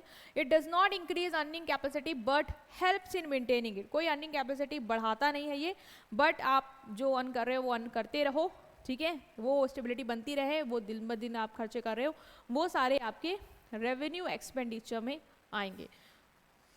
ओके, नेक्स्ट इज, इसको हम समझेंगे कि रेवेन्यू एक्सपेंडिचर में कौन कौन से टाइप्स आ जाएंगे। जैसे उसमें हमने पढ़ा था कि वो खर्चे जो हम लैंड बिल्डिंग खरीदने के लिए कर रहे हैं, वो खर्चे जो शेयर वगैरह इशू करने के लिए कर रहे हैं, वो खर्चे जो लोन रेस करने के लिए कर रहे हैं, वो सारा हमने पढ़ा कि कैपिटल एक्सपेंडिचर है। तो रेवेन्यू एक्सपेंडिचर में कौन कौन से खर्चे हम किस कैटेगरी में डालेंगे, पहला वो एक्सपेंस जो आप डे टू डे बिजनेस की रनिंग के लिए करते हो, कि बिजनेस मेरा दिन ब दिन चलता रहे, उसके लिए जो मैंने खर्चे किए हैं, ठीक है, जैसे कि रेंट देना, सैलरी देना, वेजेस देना। अब वेजेस मत दो अपने एम्प्लॉय को, तो क्या वो आपके यहाँ काम करेगा, नहीं करेगा, तो बिजनेस कहाँ चल पाएगा। तो बिजनेस दिन ब दिन चलता रहे बिना किसी दिक्कत के, उसके लिए जो खर्चे कर रहे हैं वो सब मेरे रेवेन्यू में आएंगे, ठीक है। Expense incurred for up keeping of fix asset, fix asset को मेंटेन करने के लिए जो भी खर्चे किए कि वो गुड कंडीशन में मेंटेन रहें, वो सारे भी आपके रेवेन्यू एक्सपेंडिचर कहलाएंगे। Fix asset represent capital expenditure, fix asset खरीदा, एक्वायर किया, तो वो कैपिटल एक्सपेंडिचर है। लेकिन अगर कुछ एक्सपेंस किए कि उनको गुड कंडीशन में रखो, ठीक है, मशीन मान लो थोड़ा बहुत कुछ खराब हो गया, हमने इसको रिपेयर करा दिया ताकि जैसे चल रही थी भाई वैसे चले, तो वो रेवेन्यू एक्सपेंडिचर है। एग्जाम्पल, रिपेयर करा दिया, मेंटेनेंस, पेंटिंग, ये सब। Legal expense to defend ownership of fix asset भी रेवेन्यू एक्सपेंडिचर, ये पॉइंट भी बिल्कुल याद रखना, स्टार मार्क कर लो कि वो लीगल एक्सपेंस जो आप करते हो ताकि फिक्स एसेट का ओनरशिप रहे, डिफेंड करने के लिए, जैसे कोई ओनरशिप उसकी ना ले जाए, उसके लिए जैसे कुछ लीगल फीस वगैरह दे दी आपने, खर्चे करे, तो वो रेवेन्यू एक्सपेंस कहलाएंगे। क्योंकि फिक्स एसेट एक्वायर नहीं कर रहे हो, क्रिएट नहीं कर रहे हो, बस उसकी जो ओनरशिप है आपके पास उसको डिफेंड करने के लिए, मेंटेन करने के लिए जो आपने लीगल एक्सपेंस किए वो आपके रेवेन्यू है। तो कुछ आ नहीं रहा है, कुछ एक्वायर नहीं हो रहा, बस मेंटेन करने के लिए कर रहे हैं, तो जब भी मेंटेन करने के लिए कर रहे हो तो वो आपके रेवेन्यू में आएंगे, ठीक है। नेक्स्ट इसमें आपके वो एक्सपेंस आते हैं जो आप स्टॉक रॉ मटेरियल का या गुड्स को खरीदने के लिए करते हो। रॉ मटेरियल होगा तभी चीज़ें बनेंगी, ऐसा नहीं रॉ मटेरियल एक दिन खरीदोगे, हर दिन खरीदते रहोगे, जब जब आपको रिक्वायरमेंट है, बेकरी है आपकी मान लो, तो परचेज करें, जैसे गुड्स कुछ परचेज करें रीसेल के लिए तो हर दिन बेच रहे हैं, ठीक है। रॉ मटेरियल जो परचेज किए ताकि हम रॉ फिनिश गुड्स बना पाएँ, उसके लिए जो रॉ मटेरियल परचेज किए। The portion use during the year is revenue expenditure, the remaining stock. हाँ, एक चीज़ और याद रखना, जैसे कि आपने कोई रॉ मटेरियल खरीदा, तो रॉ मटेरियल का जो भी आप यूज़ कर रहे हो, ठीक है, रॉ मटेरियल जो यूज़ कर रहे हो वो तो आपके रेवेन्यू एक्सपेंडिचर में आएंगे, क्योंकि वो आप डे टू डे वर्किंग में यूटिलाइज कर रहे हो, उसके लिए वो आपको खर्चा जो बेनिफिट मिल रहा है उसके थ्रू वो कंज्यूम्ड हो जा रहा है इमीडिएटली। लेकिन वही स्टॉक अगर आपने रखा हुआ है, ठीक है, मेंटेन मतलब बच गया है, साल ओवर होने के बाद बच गया, रिमेनिंग है, तो वो आपका एज अ एसेट कहलाएगा, बैलेंस शीट में जाएगा, वो आपका एज अ रेवेन्यू एक्सपेंडिचर नहीं कंसीडर होगा। तो रिमेनिंग स्टॉक की बात की गई है। डेप्रीशिएशन ऑन फिक्स एसेट, जैसे फिक्स एसेट की वैल्यू है वो हर साल कहीं ना कहीं गिरेगी ही, तो जो भी आपका डेप्रीशिएशन है वो भी आपका कहाँ आएगा, वो आपका रेवेन्यू एक्सपेंस में आएगा। तो डेप्रीशिएशन वाला बिल्कुल पॉइंट याद रखना कि किधर जाएगा, ठीक है। Loss from sale of fix asset, fix asset को आपने बेचा, उससे आपको लॉस हुआ, तो जो बेच के जो लॉस आता है वो भी आपका कहाँ पे कंसीडर किया जाएगा, वो भी आपका रेवेन्यू एक्सपेंडिचर के अंदर ही आएगा, ठीक है। तो ये सारी कैटेगरीज भी याद रखना कि रेवेन्यू एक्सपेंडिचर के अंदर कौन कौन सी चीज़ें आएंगी। Next is replacement of worn out part of existing machine, जो मशीन है उसका ही कोई पार्ट जो है वो खराब हो गया, उसको रिप्लेस करा दिया, तो वो भी जो खर्चा है आपका, वो भी आपका रेवेन्यू एक्सपेंडिचर आएगा, ताकि आप जो एसेट है, एग्जिस्टिंग एसेट है, उसको मेंटेन कर पाओ उसकी कंडीशन में, जिस कंडीशन में वो था। तो कुछ एसेट एक्वायर नहीं कर रहे हो जिससे आपको लंबे समय का बेनिफिट मिल रहा हो, बस मेंटेन कर रहे हो जिससे जो डे टू डे बेनिफिट मिल रहा है वो आपको मिलता रहे। Next is interest on loan and interest on capital after asset is put to use. Loan लेने के लिए जो खर्चे किए वो कैपिटल एक्सपेंडिचर, लेकिन अब जो लोन ले लिया है, आ गया अमाउंट, बिजनेस चल रहा है, उस पर जो इंटरेस्ट दे रहे हो, हर महीने दे रहे हो, वो हो गया, या इंटरेस्ट ऑन कैपिटल दे रहे हो, हर महीने दे रहे हो, तो वो रिकरिंग है, बार बार दे रहे हो, उसका बेनिफिट आपको हर मंथ कंज्यूम होता जा रहा है, तो वो जो भी आपके खर्चे वो आपके रेवेन्यू के अंडर आएंगे, ठीक है। तो कैपिटल एक्सपेंडिचर और रेवेन्यू एक्सपेंडिचर में आपको काफ़ी कुछ क्लियर हो गया होगा कि कौन कौन से एक्सपेंडिचर कैपिटल एक्सपेंडिचर हैं और कौन कौन से एक्सपेंडिचर आपके रेवेन्यू एक्सपेंडिचर हैं। नेक्स्ट आता है कि कभी कभी जो रेवेन्यू आपको लगेगा कि ये खर्चा तो छोटा है तो इसको तो रेवेन्यू मानना चाहिए, लेकिन आप देखोगे कि वो कैपिटल एक्सपेंडिचर में जा रहा है। छोटा इन द सेंस मेरा ये है कि वो डे टू डे बिजनेस के लिए करते हैं, जैसे कि वेजेस देना, आपको लगेगा वेजेस पेड किया है तो वेजेस तो हम रेवेन्यू एक्सपेंडिचर मानेंगे, क्योंकि एम्प्लॉयज़ को तो वेजेस हम हर साल दे रहे हैं, हर महीने दे रहे हैं, तो रिकरिंग नेचर का है, बट आप देखोगे कि वो कैपिटल एक्सपेंडिचर में जाएगा। तो कंडीशन क्या होंगी कि वो कैपिटल एक्सपेंडिचर में जाएगा, वो हम समझेंगे। तो ये भी काफ़ी इंटरेस्टिंग टॉपिक है, आपको लग रहा होगा कि जब रेवेन्यू लग रहा है तो वो कैपिटल में क्यों जा रहा है। तो ये जो आपके मन में सवाल आया है अभी, वो भी हम इसको क्लियर करेंगे। सो नॉर्मली जो रेवेन्यू एक्सपेंडिचर होते हैं वो शॉर्ट टर्म के होते हैं, बट कुछ स्पेशल सिचुएशन ऐसी होती हैं जहाँ पे रेवेन्यू एक्सपेंस को हम ट्रीट करते हैं as capital expenditure, because they give benefit for long time और are directly connected with acquiring और इम्प्रूविंग फिक्स एसेट। इसलिए हम उनको कंसिडर करते हैं आपके कैपिटल एक्सपेंडिचर, क्योंकि जो बेनिफिट उनसे मिल जाता है वो हमें लॉन्ग टर्म का मिल जाता है और वो हमें फिक्स एसेट को एक्वायर या इम्प्रूव करने में हेल्प कर रहे होते हैं वो खर्चे। इसलिए हम उन रेवेन्यू एक्सपेंडिचर को क्या मानते हैं, आपका कैपिटल एक्सपेंडिचर मान लेते हैं। तो वो कौन कौन सी सिचुएशन है, वो स्पेशल सिचुएशंस के बारे में स्टडी कर लेते हैं कि कब हम रेवेन्यू एक्सपेंडिचर को कैपिटल एक्सपेंडिचर कंसीडर करेंगे।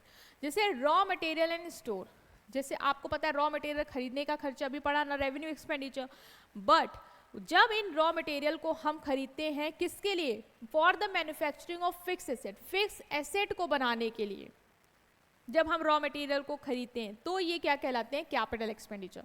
क्योंकि जो रॉ मटेरियल खरीद के हम फिक्स एसेट बना रहे हैं वो फिक्स एसेट से हमें बेनिफिट लंबे समय तक का मिलेगा, इसीलिए हम उसको फिक्स एसेट का पार्ट मान के क्या मान लेते हैं, capital expenditure.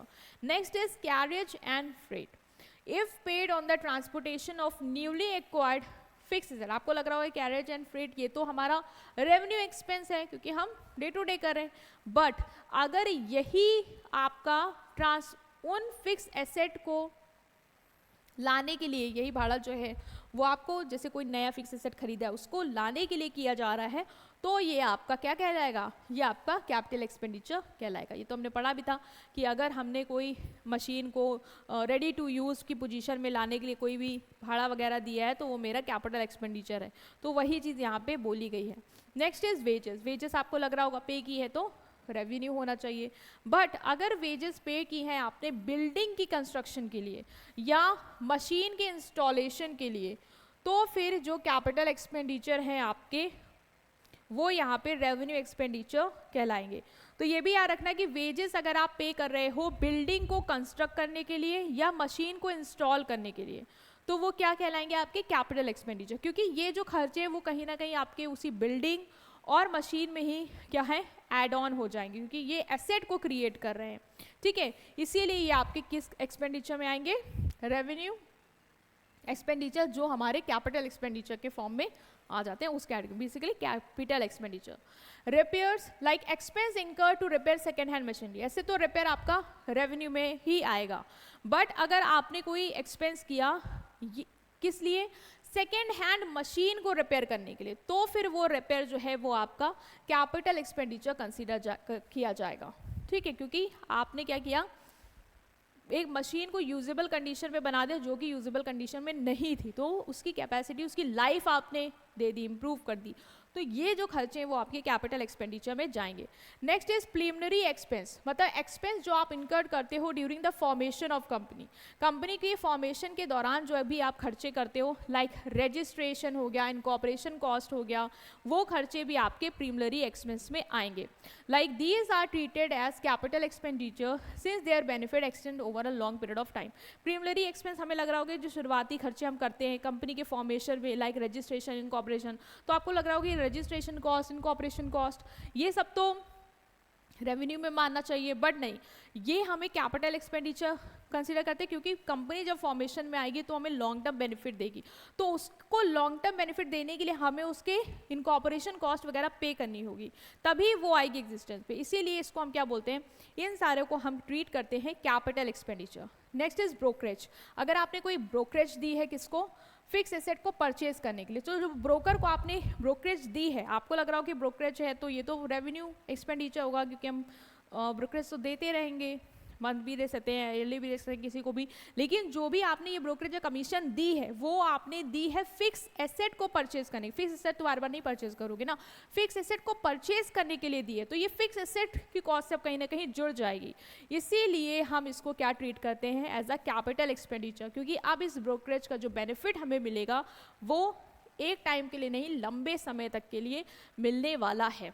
Similarly legal expenses जैसे स्टैम्प ड्यूटी और अदर लीगल चार्जेस जो हम पे करते हैं फिक्स एसेट को एक्वायर करने के लिए, वो भी इसी तरीके से कैपिटल एक्सपेंडिचर में आएंगे, क्योंकि फिक्स एसेट को एक्वायर करने के लिए किया है जो भी हमें लॉन्ग टर्म बेनिफिट देंगे, तो ये फिक्स एसेट की कॉस्ट से जुड़ जाएंगे। ठीक है, इसलिए इन खर्चों को भी हम कैपिटल मानेंगे, क्योंकि इनसे हमें बेनिफिट लंबे समय तक मिलने वाला है। एडवर्टाइजिंग एक्सपेंस, लाइक कोई एडवर्टाइजिंग कॉस्ट आपने दी है एक न्यू प्रोडक्ट को इंट्रोड्यूस करने के लिए, तो उस प्रोडक्ट को इंट्रोड्यूस करने के लिए जो एडवर्टाइजमेंट के पैसे खर्च किए वो खर्चा भी आपको लंबे समय तक फ़ायदा देगा, तो उसको भी हम कैपिटल एक्सपेंडिचर कंसीडर करेंगे एज वो हमें लंबे समय तक का फ़ायदा देगा। ठीक है, बट अभी हम डिफर्ड रेवेन्यू एक्सपेंडिचर का कॉन्सेप्ट नहीं समझे हैं, तो हम इसको कंसिडर कर सकते हैं, क्योंकि लॉन्ग टर्म बेनिफिट दे रहा है उस तरीके कंसिडर करके, लेकिन एज ये कोई एसेट नहीं क्रिएट कर रहा है, इसलिए हम उसको डिफर्ड रेवेन्यू एक्सपेंडिचर पे डालेंगे। अगर कोई बहुत भारी खर्चा किया हमने एडवर्टीजमेंट पे, तो वो भी अभी हम इंट्रोड्यूस करेंगे हमारा टॉपिक, तब आपको और चीज़ें क्लियर होंगी, बट अगर रेवेन्यू और कैपिटल में चॉइस है तो ये कहाँ पे जाएगा, आपका कैपिटल एक्सपेंडिचर में जाएगा, क्योंकि हमें एक नया प्रोडक्ट को इंट्रोड्यूस करने के लिए हमें किया, नॉन रिकरिंग नेचर का है और इसका बेनिफिट हमें लंबे समय तक मिल रहा है, इस दो कंडीशन को सेटिस्फाई करते हुए। ठीक है, ओके, सो नेक्स्ट हम एक इमेज के थ्रू भी देखेंगे, कॉन्वर्सेशन हो रही दो लोग के बीच में, तो ये कंफ्यूज है, जैसे कि आप पहले कंफ्यूज थे बट अब आप कंफ्यूज नहीं हो, क्योंकि आपको समझ में आ गया है कि कब रेवेन्यू एक्सपेंडिचर्स आपके कैपिटल एक्सपेंडिचर की तरह ट्रीट होंगे। बट इनको अभी कंफ्यूजन है, ये कह रहे हैं कि वेजेस को हम क्यों कैपिटल एक्सपेंडिचर मान रहे हैं, वेजेस को हम क्यों कैपिटल एक्सपेंडिचर मानते हो, रेवेन्यू एक्सपेंडिचर है, तो ये बता रहे हैं क्योंकि ये पे किए हैं एक्सटेंशन को बिल्ड करने के लिए, ये जो एक्सटेंशन है, ये जो बिल्डिंग है, इसको बिल्ड करने के लिए ये वेजेस दिए गए हैं, तो ये इसी बिल्डिंग की ही कॉस्ट में ही इंक्लूड होंगे जो कि हमें लॉन्ग टर्म बेनिफिट देंगे, इसलिए हम इन वेजेस को क्या कंसीडर कर रहे हैं, कैपिटल एक्सपेंडिचर। और ये बोले कि वेजेस को हम यहाँ पे क्यों कंसीडर कर रहे हैं क्योंकि ये बता रहे हैं क्योंकि ये मशीन को डिलीवर करने के लिए दिए गए हैं। तो सेंस ये मशीन को, कैरियज को, बेसिकली यहाँ कैरियज मान लेते हैं, क्यों दिए गए हैं, क्योंकि ये मशीन को डिलीवर करने के लिए दिए हैं। मशीन हमारा एक एसेट है जो कि हमें लॉन्ग टर्म बेनिफिट देगा, तो उसको इंस्टॉल कराने के लिए ये किया जा रहा है। तो ये उसी की कॉस्ट में जुड़ेगा। हमें बिल्कुल याद रखना है कि अगर कोई एक्सपेंस है, मान लो आपको लग रहा है कि ये एसेट तो एक्वायर नहीं कर रहा है, लेकिन ये एसेट को यूजेबल कंडीशन में लाने के लिए, रेडी टू यूज़ बनाने के लिए किए जा रहे हैं, तो वो हमारे कैपिटल एक्सपेंडिचर के अंडर ही आएगा। ठीक है। नेक्स्ट इज इवन एडवर्टाइजिंग में भी ये कंफ्यूज है, तो वो ये भी बता रहा है कि नया प्रोडक्ट इंट्रोड्यूस होगा जो हमें लॉन्ग टर्म बेनिफिट देगा, इसीलिए ये कैपिटल एक्सपेंडिचर कहलाएगा। तो रेवेन्यू एक्सपेंडिचर को एज अ ट्रीट करते हैं कैपिटल एक्सपेंडिचर, क्योंकि ये जो एक्सपेंस होते हैं वो एसेट को या तो इम्प्रूव करने के या क्रिएट करने के दौरान किए जाते हैं, तो हमारे वो कैपिटल एक्सपेंडिचर बन जाएंगे। तो आपका भी डाउट यहाँ पे क्लियर हो गया है इसको लेके। तो एक लाइन में सम अप करेंगे कि कुछ एक्सपेंस हैं जो लगते हैं रेवेन्यू, लेकिन वो होते हैं बेसिकली, आपको लगेगा कि वो रेवेन्यू है क्योंकि हम उन्हें रेगुलर बेसिस पे एक्सपेंड करते हैं, लाइक वेजेस हो गया, कैरेज हो गया, एडवर्टाइजिंग हुआ, लेकिन ये अगर डायरेक्टली किसी फिक्स एसेट को एक्वायर या क्रिएट करने से लिंक हो गए हैं, अगर ये एक्सपेंस किसी फिक्स एसेट को क्रिएट या उसको एक्वायर करने में जुड़े हुए हैं, तो फिर ये एक्सपेंस आपके क्या बनेंगे, ये एक्सपेंस आपके कैपिटल एक्सपेंडिचर बन जाएंगे, क्योंकि वो जो एसेट है जिससे ये जुड़ गए हैं वो हमें लॉन्ग टर्म बेनिफिट देगा। और उसी एसेट को क्रिएट करने के लिए, जैसे कि मान लो कि आपने शॉप है, आपने खरीदी, उसको रनिंग में लाने के लिए आपने फीस वगैरह दी, स्टैम्प ड्यूटी दी, तो वो खर्चे भी क्या हो गए, सिंस वो जुड़ गए उस शॉप से जो कि आपको लॉन्ग टर्म बेनिफिट देने वाली है, तो वो खर्चे भी आपके कैपिटल एक्सपेंडिचर बन गए हैं। तो यही आपको एक सम अप किया गया है कि कंफ्यूजन नहीं रखनी है आपको। अगर वो आपके फिक्स एसेट से जुड़ गए हैं, उसके क्रिएशन से जुड़ गए हैं, उसके एक्वायरेशन से जुड़ गए हैं, तो वो खर्चे भले ही आपको लगेंगे कि रेवेन्यू है, रेवेन्यू की टर्मोलॉजी में आएगा, बट वो आपके कैपिटल एक्सपेंडिचर ही कहलाएंगे क्योंकि उनसे लॉन्ग टर्म बेनिफिट मिलेगा। तो हमें क्लियर हुआ काफ़ी हद तक कि कैपिटल एक्सपेंडिचर क्या है, रेवेन्यू एक्सपेंडिचर क्या होते हैं, और कब हम रेवेन्यू एक्सपेंडिचर जो हमें लगेगा कि रेवेन्यू एक्सपेंडिचर है बट उसे हम कैपिटल एक्सपेंडिचर की तरह ट्रीट करेंगे। नेक्स्ट आपको कुछ डिफरेंस वगैरह भी समझ लेने हैं, क्योंकि हो सकता है एग्जाम में आपसे अलग अलग मीनिंग ना पूछिए, वो डिफरेंस ही पूछ ले, चेक करने के लिए कि आपको कितना पता है दोनों के बारे में। तो पर्पस आपको क्लियर होना चाहिए, कैपिटल एक्सपेंडिचर का पर्पस क्या है। कैपिटल एक्सपेंडिचर क्यों करते हैं, ये खर्चे करते हैं हम ताकि हम फिक्स एसेट को एक्वायर कर पाएँ, और फिक्स एसेट को मान लो इंस्टॉलेशन वगैरह कराना है, उसमें जो खर्चे करते हैं ताकि वो बिजनेस में यूज़ हो पाए, वो होते हैं हमारे कैपिटल एक्सपेंडिचर। रेवेन्यू एक्सपेंडिचर वो खर्चे जो डे टू डे या बिजनेस को रन करने के लिए डे टू डे यूज़ किए जाते हैं, वो होते हैं आपके रेवेन्यू एक्सपेंडिचर, किए जाते हैं खर्चे। अर्निंग कैपेसिटी की बात करें तो ये बिजनेस की अर्निंग कैपेसिटी बढ़ा देते हैं, भाई नई फिक्स एसेट आ गई, नई मशीन आ गई, बिजनेस और कमाएगा उससे, या मान लो पुरानी मशीन थी उसको बिल्कुल नया बना दिया तो और बिजनेस की कैपेसिटी बढ़ गई, तो अर्निंग कैपेसिटी बढ़ाएंगे। ये कोई आपकी अर्निंग कैपेसिटी नहीं बढ़ाता है, ये सिर्फ मेंटेन करता है एग्जिस्टिंग कैपेसिटी, मतलब कि रिपेयर करा दिया, मशीन थोड़ी मोटी रिपेयर करा दी, जिससे पहले वो नहीं चल रही थी, जिस तरीके से स्पीड स्लो गई थी, अब वो प्रॉपर जैसी स्पीड है उसकी उसमें आ गई, तो जो रिपेयर करा दी ताकि वो मेंटेन रहे, अपनी कैपेसिटी को मेंटेन करके रखे, वो रेवेन्यू एक्सपेंडिचर है। पीरियड ऑफ बेनिफिट की बात करें तो इसका बेनिफिट आपको मोर देन 1 ईयर मिलता है इन एक्सपेंस को जब करते हो, और इनका जो बेनिफिट है वो with in current accounting year, 1 साल के अंदर ही क्या हो जाता है, आपका एक्सपायर हो जाता है।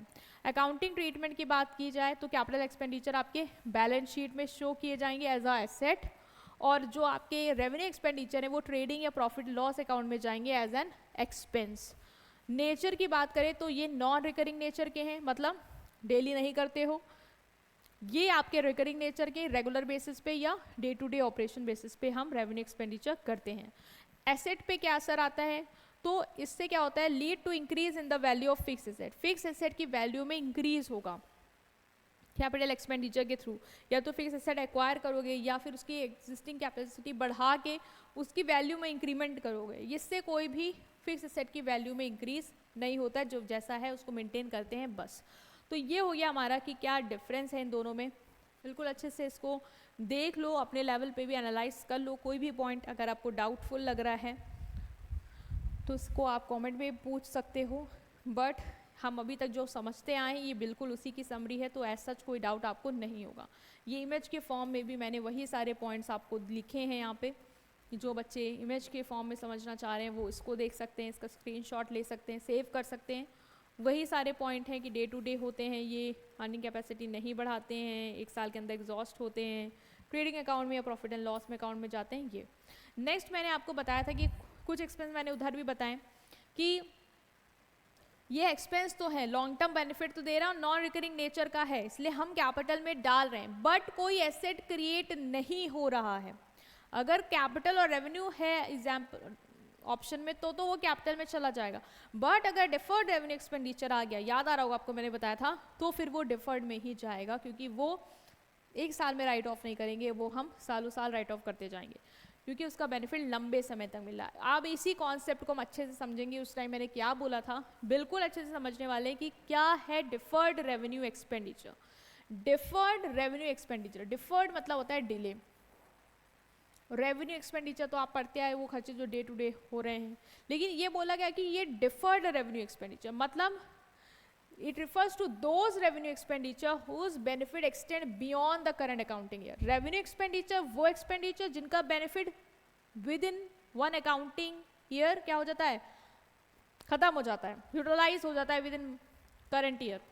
बट अगर वही रेवेन्यू एक्सपेंडिचर जो आपने किया उसका बेनिफिट आपका with in current year expire नहीं होता है, वो एक्सटेंड कर जाता है, बियॉन्ड दैट ईयर चला जाता है, तो वो आपका क्या कहलाएगा, deferred revenue expenditure. Means these are not capital expenditure. पहली बात तो ये कैपिटल एक्सपेंडिचर नहीं है आपके, क्यों, क्योंकि इनका आपको कोई भी एसेट क्रिएशन नहीं दिखेगी। कैपिटल एक्सपेंडिचर बेसिकली एसेट को एक्वायर करने के लिए, एसेट को क्रिएट करने के लिए हो रहे हैं, बट यहाँ पे आपका कोई भी परमानेंट एसेट क्रिएट नहीं हो रहा है, पहला पॉइंट, इसलिए ये कैपिटल की कैटेगरी में तो नहीं जाएगा। दूसरा है कि ये रेवेन्यू एक्सपेंडिचर की कैटेगरी में भी प्रॉपरली फिट इसलिए नहीं हो रहा है क्योंकि इसका जो बेनिफिट है वो within one accounting year utilise नहीं हो रहा है, वो फर्दर जा रहा है, ठीक है। तो ना तो ये कैपिटल एक्सपेंडिचर की कैटेगरी में फिट हो रहा है और ना ही ये रेवेन्यू एक्सपेंडिचर की कैटेगरी में फिट हो रहा है, क्योंकि हमारा ये लंबे समय तक जा रहा है। तो these are usually large expense incurred in 1 year but the benefit enjoyed over several year. ये लार्ज एक्सपेंस से खर्चा बड़ा है, 1 साल में करते हैं, लेकिन बेनिफिट इसका हमें लंबे समय तक मिलता है, इसीलिए ये जो एक्सपेंडिचर है वो हम लंबे समय में ही क्या कर देते हैं, बांट देते हैं। तो ये तो क्लियर है, कैपिटल इसलिए नहीं क्योंकि एसेट नहीं क्रिएट कर रहा है, हाँ नॉन रिकरिंग नेचर का है और लॉन्ग टर्म बेनिफिट दे रहा है, तो कैपिटल एक्सपेंडिचर की 2 कैटेगरी तो सेटिस्फाई कर रहा है, बट सिंस एसेट नहीं क्रिएट हो रहा तो कैपिटल एक्सपेंडिचर नहीं मानेंगे। रेवेन्यू एक्सपेंडिचर इसलिए नहीं मान रहे क्योंकि benefit within 1 accounting year utilise नहीं, इवन उसके बाद भी मिल रहा है, एक्सटेंड हो रहा है, इसीलिए इसकी एक नई कैटेगरी आएगी, that is deferred revenue expenditure. और ये एक्सपेंडिचर लार्ज नेचर के होते हैं, इनका बेनिफिट 1 साल में नहीं कंप्लीट हो जाता, इसीलिए हम इनको मल्टीपल ईयर, जब तक इनका हमें लगता है बेनिफिट मिलेगा उस तक हम क्या कर देते हैं, इनको डिवाइड कर देते हैं, स्प्रेड कर देते हैं। Therefore, such expenditure is spread over multiple year. A portion of expenditure is debited to profit and loss account the current year and the remaining balance is shown as asset in balance sheet। मतलब जो benefit हमें 1 साल जिस साल बना रहे हैं profit and loss, उस साल जितना बेनिफिट मिला इस एक्सपेंडिचर का उसको तो हम प्रॉफिट एंड लॉस में डाल देंगे, और जो रिमेनिंग बच रहा है जिसका बेनिफिट हमें इस साल नहीं अगले साल के साल मिलने वाला है, मान लो उस साल फिर उस साल फिर उस साल, वो क्यूमुलेटिव अमाउंट है खट्टा वाला, ठीक है, उसको हम बैलेंस शीट में डाल देते हैं, उसको हम प्रॉफिट लॉस में ही डालेंगे क्योंकि वो बेनिफिट हमें इस साल नहीं मिला उस खर्चे से, वो बेनिफिट हमें आने वाले सालों में मिलने वाला। तो जो रिमेनिंग अमाउंट होगा वो कहाँ डालेंगे, वो डालेंगे हम बैलेंस शीट में। So in later years the remaining amount is charge as revenue expenditure. फिर जो लेटर ईयर में मान लो फिर जो अमाउंट बचा फिर उसका उस साल जो फायदा मिलेगा उसको उस साल प्रॉफिट लॉस में डालेंगे, फिर जो रिमेनिंग अमाउंट होगा उसको अगले साल राइट ऑफ करेंगे। तो ये जब तक हमें बेनिफिट मिलता है, जब तक हमें उम्मीद लगती है कि 5 साल बेनिफिट मिलेगा इसका, तो हम हर साल उसको क्या कर देते हैं, स्प्रेड कर देते हैं, क्योंकि बेनिफिट 1 साल में तो मिल नहीं रहा है, तो 1 साल ही अगर तुम प्रॉफिट एंड लॉस अकाउंट में डाल दोगे तो तुम्हारा प्रॉफिट एंड लॉस तो नेट प्रॉफिट सही से शो ही नहीं करेगा, क्योंकि वो एक्सपेंस का बेनिफिट हमें उस साल ही पूरा नहीं मिल रहा, वो तो हमें सालों साल मिलने वाला है, तो हर साल राइट ऑफ करोगे उसको, जिस साल जितना मिला उस साल उतना राइट ऑफ किया, बाकी जो बचा उसको कहाँ शो किया, बैलेंस शीट में। तो ये जो भी आपका है अभी कैलकुलेशन वाला पोर्शन कि कैसे इसको हम स्प्रेड करते हैं, वो सब आप अकाउंट्स में समझोगे, बट बेसिक थ्योरी आपको समझ के चलनी है कि डिफर्ड रेवेन्यू एक्सपेंडिचर वो रेवेन्यू एक्सपेंडिचर होते हैं जिनका जो हमें बेनिफिट है वो बियॉन्ड अकाउंटिंग ईयर मिलता है, इसीलिए हम इनको डिफर्ड रेवेन्यू एक्सपेंडिचर कैटेगरी में डालेंगे, ना कि रेवेन्यू एक्सपेंडिचर की कैटेगरी में और ना ही कैपिटल एक्सपेंडिचर की कैटेगरी में। ठीक है, जैसे deferred revenue expenditure refers to revenue expense the benefit of which extend beyond 1 year, 1 year से ज़्यादा इनका बेनिफिट मिलता है, इसीलिए हम बेनिफिट को जिस साल जो भी मिल रहा है उसको हर साल क्या कर देते हैं, स्प्रेड कर देते हैं। जैसे कि मान लो आपने एडवर्टाइजिंग में हैवी खर्चा किया, एडवर्टीजमेंट में आपने 5 करोड़ का खर्चा किया, अब सोचो इस साल मैंने 5 करोड़ का एडवर्टीजमेंट में खर्चा किया, तो क्या मुझे इसी साल एडवर्टीजमेंट से फ़ायदा मिल जाएगा? नहीं, वो एडवर्टीजमेंट जो मैंने 5 करोड़ लगाए हैं वो मुझे सालों साल बेनिफिट देने वाले हैं। जब तक मान लो टीवी में कोई ऐड लगाया है, 5 करोड़ मैंने खर्च किए, जब तक वो ऐड चल रहा है मुझे हर साल बेनिफिट मिलेगा ही मिलेगा उससे। तो क्या मैं उसको इसी साल के प्रॉफिट एंड लॉस में डाल दूं? नहीं डाल सकते, क्योंकि फिर profit and loss net profit show ही नहीं करेगा, इतना ज़्यादा आपने खर्चा उसमें दिखा दिया तो पूरा आपकी बैलेंस, पूरा आपका प्रॉफिट एंड लॉस ही गड़बड़ा आ जाएगा। इसीलिए हम उसको क्या करते हैं कि जिस साल इस खर्चे से जितना बेनिफिट मिला, मान लो इस साल मुझे इतना बेनिफिट मिला तो मैंने उसको प्रॉफिट एंड लॉस में डाला, जितना हमें अगले साल का लग रहा है मिलेगा वो जो रिमेनिंग अमाउंट है वो बैलेंस शीट में एज अ एसेट चला जाएगा, फिर नेक्स्ट ईयर उससे जितना बेनिफिट मिला वो प्रॉफिट एंड लॉस में जाएगा। ठीक है, तो वो हम एक्सपेंडिचर क्या करेंगे, इस तरीके से राइट ऑफ करते जाएंगे कि इस साल इतना खर्चा किया, उस साल इतना खर्चा किया, उस साल इतना खर्चा किया, ये बेनिफिट। ठीक है, तो वो आपका डिफर्ड रेवेन्यू एक्सपेंडिचर जाएगा। तो डिफर्ड रेवेन्यू एक्सपेंडिचर से भी आपके क्वेश्चंस आएंगे, बस ये याद रखना कि जिसका बेनिफिट आपका विद इन 1 करंट ईयर नहीं हो रहा है, ठीक है, ना ही कोई करंट, ना ही इससे आपका कोई एसेट क्रिएट हो रहा है, 3-4 पॉइंट है, ना कोई एसेट क्रिएट होगा, लेकिन बेनिफिट जो है वो विद इन 1 अकाउंटिंग ईयर नहीं यूटिलाइज हो जाएगा, वो डिले होगा, वो बियॉन्ड जाएगा अकाउंटिंग ईयर के, ये सारा अगर कैटेगरी सेटिस्फाइड हो रही है तो वो कौन सा कॉन्सेप्ट में आएगा, वो आएगा आपका डिफर्ड रेवेन्यू एक्सपेंडिचर में। तो एग्जाम्पल्स भी समझ लेते हैं। हैवी एडवर्टाइजिंग एक्सपेंस, एडवर्टीजमेंट में आप मान लो कोई खर्चा करते हो, बहुत ज़्यादा अमाउंट लगाते हो, क्या उसका फ़ायदा बस आज ही मिलेगा? नहीं, आने वाले सालों में भी मिलेगा। तो हर साल उस एक्सपेंस को हम अपने प्रॉफिट एंड लॉस में डालेंगे, ये नहीं कि जैसे मान लो हमने 5 लाख खर्च किया और हमें लग रहा है कि 5 लाख का जो बेनिफिट है वो हमें 5 साल मिलेगा, तो हमने इसको हर साल क्या करेंगे, 1 लाख करके अपने प्रॉफिट एंड लॉस अकाउंट में ट्रांसफर करते जाएंगे। मान लो इस साल मैंने 1 लाख किया, बचा कितना, 4 लाख, तो 4 लाख कहाँ जाएगा, बैलेंस शीट में। नेक्स्ट ईयर उस 4 लाख से 1 लाख प्रॉफिट एंड लॉस में, रिमेनिंग अमाउंट बैलेंस शीट में। इस तरीके से राइट ऑफ करते हैं, ठीक है, जिससे बिल्कुल इम्पैक्ट पूरा ना एक ही बार में हम प्रॉफिट लॉस में अपना पूरा स्टेटमेंट खराब करवा दें। बेनिफिट जितने साल तक है हर साल उतना उतना राइट ऑफ करेंगे। तो हैवी एडवर्टीजमेंट एक्सपेंस हो गया, like when a new product is launch in the market, the advertising cost is very high and the benefit continues to be for many years, तो ये क्या है हमारा deferred revenue expenditure. Heavy repairs करा दिए, जैसे प्लांट एंड मशीनरी में कोई बहुत मेजर रिपेयर करा दिया जिसका बेनिफिट आपको लंबे समय तक मिलेगा, ये भी डिफर्ड में आएगा। Expense incur to shift business to more convenient place, पहले बिजनेस क्या था, ऐसी जगह थे जहाँ पे इतने कस्टमर नहीं थे, अब हमने क्या किया, बिजनेस को ऐसी कन्वीनियंट प्लेस पे ले आए हैं जहाँ पे मेरी अच्छी खासी मार्केट है, इससे जो बेनिफिट मिलेगा मुझे वो सालों साल मिलने वाला है। तो ये भी आपका किस कैटेगरी में जाएगा, ये भी आपका डिफर्ड रेवेन्यू एक्सपेंडिचर में जाएगा। नेक्स्ट इज रिसर्च एक्सपेंस, मान लो आपने कुछ रिसर्च वगैरह करी, ठीक है, आप जो रिसर्च करी, जो भी आउटकम आया उससे बेनिफिट आपको सालों साल मिलने वाला है, तो ये भी एक्सपेंस आपके कहाँ जाएंगे, ये भी आपके डिफर्ड रेवेन्यू में जाएंगे। अब आपको लगेगा कि मैम सालों साल बेनिफिट मिला तो कैपिटल में क्यों नहीं डाल देते हैं? कैपिटल में इसलिए नहीं डालेंगे क्योंकि कोई एसेट नहीं बन रही है आपकी, कोई एसेट नहीं क्रिएट कर रहे हो, एक्वायर नहीं कर रहे हो, बस आपको लॉन्ग टर्म बेनिफिट मिल रहा है और वो लॉन्ग टर्म बेनिफिट आपको रेवेन्यू में नहीं डाल रहे हो क्योंकि 1 साल के अंदर कंज्यूम नहीं हो रहा है, इसीलिए हम इसकी एक अलग से कैटेगरी बनाते हैं, that is deferred revenue expenditure. ठीक है, ये भी आपको बिल्कुल क्लियर होना चाहिए। अब कुछ इलस्ट्रेशन समझते हैं जो आपसे पूछेगा कि कौन सी चीज़ कहाँ जाएगी, कैपिटल में जाएगी, रेवेन्यू में जाएगी, तो उसको भी क्लियर करते हैं कि स्टेट विथ रीज़न, रीज़न के साथ बताओ कि कौन आपका कैपिटल कहलाएगा एक्सपेंडिचर और कौन रेवेन्यू एक्सपेंडिचर कहलाएगा।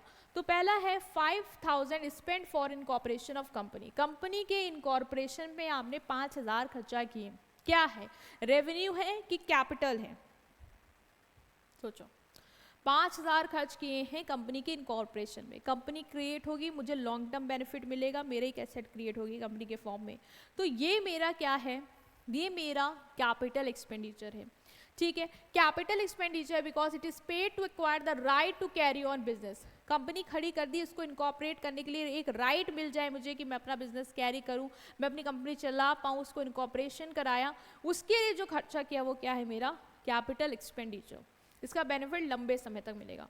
15,000 spend on overhauling second hand delivery van, second hand delivery van को कंप्लीटली जो सही से नहीं चल रही थी, खराब हो चुकी थी, उसको मेरे को पूरी तरीके से क्या कर दिया, नया बना दिया।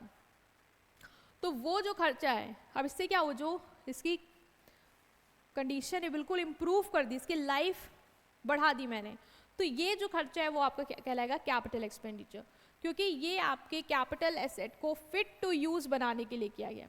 ये एसेट है आपका लेकिन ये यूज नहीं हो पा रहा था सही से क्योंकि खराब हो चुका था पूरी तरीके से, तो मैंने इसको पूरी तरीके से नया बना दिया, इसकी लाइफ बढ़ा दी, तो ये कौन सा एक्सपेंडिचर है, कैपिटल एक्सपेंडिचर।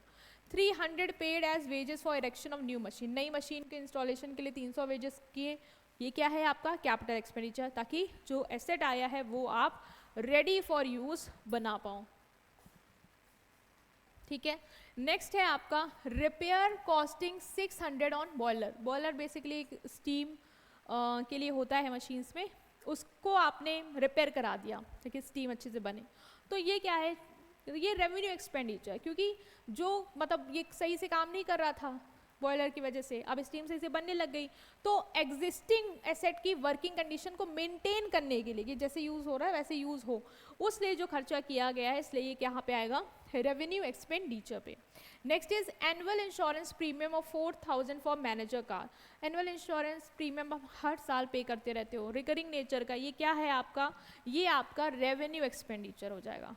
हट built at the cost of 2000 for worker constructing a factory building, एक जो वर्कर्स हैं आपने देखा भी होगा जब फैक्ट्री वगैरह कुछ बनता है तो लोग अपने आसपास झोपड़ियाँ बना के रहते हैं लेबर वगैरह, और फिर उसको कंस्ट्रक्शन कराते जब तक वो बन नहीं जाती, तो ये जो आपने खर्चे किए हैं 2000 उन वर्कर्स की झोपड़ियों में जो फैक्ट्री की बिल्डिंग को कंस्ट्रक्ट कर रहे हैं, ये एक एसेट को क्रिएट करने के लिए ही खर्चे किए गए हैं, इसलिए ये भी क्या कहलाएंगे आपके capital expenditure, because it is related to the construction of permanent asset, factory के कंस्ट्रक्शन के लिए, फिक्स एसेट के कंस्ट्रक्शन के लिए ही खर्चे किए जा रहे हैं, तो ये फिक्स एसेट में ही जोड़े भी जाएंगे, इसीलिए हम इनको कहाँ पे लाएंगे, इन्हें हम कैपिटल एक्सपेंडिचर ही कंसिडर करेंगे। नेक्स्ट इलस्ट्रेशन में और भी कुछ क्वेश्चंस देखेंगे आपकी, जिससे अच्छे से प्रैक्टिस हो पाए, क्योंकि अभी तक आपने थ्योरी समझी, कॉन्सेप्ट समझा, बट जब क्वेश्चंस आते हैं तभी आपको समझ में आता है कितना समझ में आया है या नहीं। लाइक 7500 स्पेंड किए हैं annual white washing of office premises, office premises की सालाना वाइट वॉशिंग कराते हैं, उस पर आपने पैसे किए, तो ये क्या है, रिकरिंग नेचर का ही है, क्योंकि एनुअल सालाना वाइट वॉश करवाते हो और मेंटेन करने के लिए उसकी दे रहे हो, रेगुलर बेसिस पे हर साल आप कराते हो, तो ये जो भी आपका खर्चा है वो क्या है, रेवेन्यू एक्सपेंडिचर, कोई एसेट नहीं क्रिएट हो रही यहाँ पे। Next is 3500 paid for repair of second hand van before use, second hand van जो है वो यूज करने से पहले उसको रिपेयर कराने के लिए जो आपने खर्चा किया, लाइक 3500, वो क्या है आपका, वो आपका कैपिटल एक्सपेंडिचर है, क्योंकि ये क्यों किया गया है, ताकि वैन को रेडी टू यूज बना पाए, अपने एसेट को रेडी टू यूज बना पाए, क्योंकि पहले वो बिल्कुल यूज में नहीं थी, उसको वो एकदम खराब हो चुकी है मान लो, हाँ वो सही से चल पाया, वो यूज हो पाए, ठीक है, हमें बेनिफिट दे पाए लंबे समय तक के लिए, हमने इसलिए वो खर्चा किया उस एसेट पे, इसलिए ये कैपिटल एक्सपेंडिचर में आएगा। 6700 spend on conversion of hand driven machine into power driven machine, मतलब आपने क्या किया, हाथ से चलने वाली मशीन, ये हम पढ़ भी चुके हैं उधर, उसको पावर ड्रिवन बना दिया, इससे क्या करी, इसकी कैपेसिटी बढ़ा दी, तो वो जो आपने एक्सपेंडिचर किए वो भी क्या है, कैपिटल एक्सपेंडिचर, वो एक्सपेंडिचर जो मशीन की अर्निंग कैपेसिटी को बढ़ा दें वो भी मेरी किस कैटेगरी में आते हैं, कैपिटल एक्सपेंडिचर, और ये हमने अभी उधर पढ़ा भी था, ठीक है। नेक्स्ट है 1500 paid for installation of new machine. नई मशीन के इंस्टॉलेशन के लिए आपने जो 1500 पे किए हैं वो क्या होंगे? नई मशीन को इंस्टॉल कराने के लिए दूसरी मशीन एसेट क्रिएट हुआ है, उसी को ही चलाने के लिए किए हैं तो उसी की कॉस्ट में जुड़ेंगे, लॉन्ग टर्म बेनिफिट देंगे, तो ये क्या होंगे? Capital expenditure. 4000 paid for fire insurance premium of the office. Fire insurance premium होगा जो आप पे करते रहोगे हर साल, उसके लिए पे किया है, रिकरिंग नेचर का है, तो revenue expenditure. 10,000 spend on white washing and painting of new factory. नई फैक्ट्री की वाइट वॉशिंग और पेंटिंग के लिए किया ताकि वो फैक्ट्री यूज में आ पाए, ठीक है, उसको यूजेबल कंडीशन में बनाने के लिए नई फैक्ट्री में वाइट वॉशिंग और पेंटिंग की है, तो ये मेरा कैपिटल एक्सपेंडिचर है, ये फैक्ट्री की कॉस्ट में जुड़ेगा। उधर था वाइट वॉशिंग कर रहे थे बट एनुअल करते रहते हैं मेंटेनिंग करने के लिए, तो वो रिकरिंग नेचर का है, वो हमारा क्या था? Revenue expenditure. लेकिन ये नई फैक्ट्री है, उस नई फैक्ट्री को रेडी टू यूज बनाने के लिए क्या है, तो ये आपका कैपिटल एक्सपेंडिचर के अंडर आएगा। नेक्स्ट कुछ और भी क्वेश्चंस देख लेते हैं। तो यहाँ पे कैटेगरी भी बनी है कि कैपिटल है, रेवेन्यू है या डिफर्ड है, तो अब इसको देखो। पहला है कि old machine is purchase for 9500। एक एसेट आप लाए हो, नई मशीनरी खरीदी, एसेट क्रिएट हुआ, लॉन्ग टर्म बेनिफिट देगी, तो ये कैपिटल एक्सपेंडिचर है। न्यू रिबन वर्थ 500 आप परचेज फॉर टाइपराइटर। टाइपराइटर में रिबन्स वगैरह यूज होते हैं, खराब हो जाते हैं, फिर आपको खरीदना होता है, रिकरिंग नेचर का है, तो ये रेवेन्यू है expenditure. 1500 spend on petrol for delivery van. Delivery van ये रेगुलर नेचर का खर्चा है, पेट्रोल आप हर दिन या हर महीने भरवाते होगे ताकि वो चले नॉर्मल जैसे चल रही है, तो revenue. Advertising expense 15,000 incurred for launching a new product in the market. नया प्रोडक्ट मार्केट में लॉन्च करने के लिए आपने 25,000 क्या करे हैं? इनकर्ड किया, इतना खर्चा किया है, और ये जो खर्चा आपने किया है एडवर्टाइजमेंट में, इसका बेनिफिट आपको लंबे समय तक मिलेगा, ठीक है। कोई एसेट नहीं क्रिएट हुई तो कैपिटल में नहीं है, बेनिफिट इसका एक साल नहीं लंबे समय तक मिलने वाला है, ठीक है। नया प्रोडक्ट लॉन्च होगा मार्केट में, उसे लोग खरीदेंगे, तो ये आपका कहाँ जाएगा? ये आपका डिफर्ड रेवेन्यू एक्सपेंडिचर में आएगा। The delivery van break down and delivery van टूट गई, उसको रिपेयर कराने के खर्चा किया, नॉर्मल है, मेंटेन कराने के लिए कर रहे हो existing asset, revenue. Portion of factory damage bye earthquake is rebuild at the cost of 30,000। बहुत लोगों को कंफ्यूजन होगी यहाँ पे कि रेवेन्यू है कि कैपिटल, बट अंडरस्टैंड करो, फैक्ट्री है ऑलरेडी और उसका कोई पोर्शन डैमेज हो गया अर्थक्वेक की वजह से, और उसको रिपेयर करवा रहे हो, मतलब मेंटेन करा रहे हो एग्जिस्टिंग एसेट को, तो ये आपका रेवेन्यू एक्सपेंडिचर में कंसीडर किया जाएगा। अगर फैक्ट्री कुछ फिर से बिल्ड कर रहे हो, उसमें खर्च कर रहे हो, तो वो अलग बात है, वो कैपिटल में जाएगा, बट उसको मेंटेन करने के लिए जो पोर्शन डैमेज हो गया है, तो वो आपका रेवेन्यू एक्सपेंडिचर में कंसीडर किया जाएगा, ठीक है। तो ये हमने किया है अंडरस्टैंड। इसके बाद जो ये क्वेश्चन है ये आप अपने एंड पे प्रैक्टिस करेंगे, ठीक है, इसको अपने एंड में प्रैक्टिस करना, सारे इजी क्वेश्चंस हैं। एक ये भी क्वेश्चन आप अपने एंड पे प्रैक्टिस कर सकते हैं कि मान लो 5,000 पे किया है सेल टैक्स पे, सेल्स आप हमेशा करते हो गुड्स की, उस पर टैक्स दे रहे हो, तो ये रेवेन्यू एक्सपेंडिचर है। कैरियर 600 पे किए हैं, गुड्स सोल्ड पे, गुड्स बेच रहे हो उस पर कैरेज कर रहे हो, तो ये कोई एसेट थोड़ी ना क्रिएट हो रहा है, ये रेवेन्यू एक्सपेंडिचर है। प्रीमिलरी एक्सपेंस मैंने बताया था, प्रीमिलरी एक्सपेंस जो स्टार्टिंग में हम बिजनेस के लिए जो पैसे खर्च करते हैं कंपनी कॉर्पोरेशन से पहले, जो प्रीमिलरी एक्सपेंस करते हैं, इससे कोई एसेट नहीं क्रिएट होगा, इसीलिए हम यहाँ पे, वहाँ पे तो हमने कैपिटल में डाला था, मैंने बताया भी था कि कैपिटल एक्सपेंडिचर इस कंसर्न में मान सकते हैं कि लॉन्ग टर्म बेनिफिट देगा और नॉन रिकरिंग नेचर का है, बट यहाँ कोई एसेट नहीं क्रिएट हो रहा है, इसलिए ये आपका डिफर्ड रेवेन्यू एक्सपेंडिचर में जाएगा, लॉन्ग टर्म बेनिफिट मिलेगा।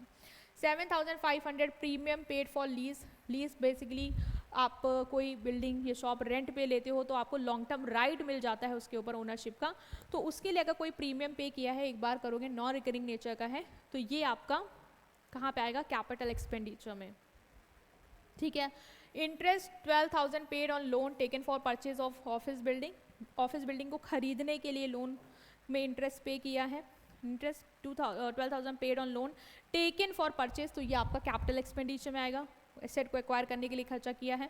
12,500 paid for purchase of goodwill, ये तो हम कर चुके हैं कैपिटल एक्सपेंडिचर, और रिबेट दिया, छूट दी है, डिस्काउंट दिया है कस्टमर को, रिकरिंग नेचर का है, तो ये आपका रेवेन्यू एक्सपेंडिचर, ठीक है स्टूडेंट्स। तो ये हमने यहाँ पे क्लियर किया है कि कौन सा आपका किसके अंडर में आएगा, और इसको एक बार उससे पहले वाला क्वेश्चन जो है अपने एंड पे सॉल्व करके कमेंट में उसका आंसर आप लोग ये करके देके जाओगे और वेरीफाई करेंगे कि किसने सही दिया है नहीं दिया है, या जो भी डाउट है आपस में भी आप क्लियर कर सकते हो।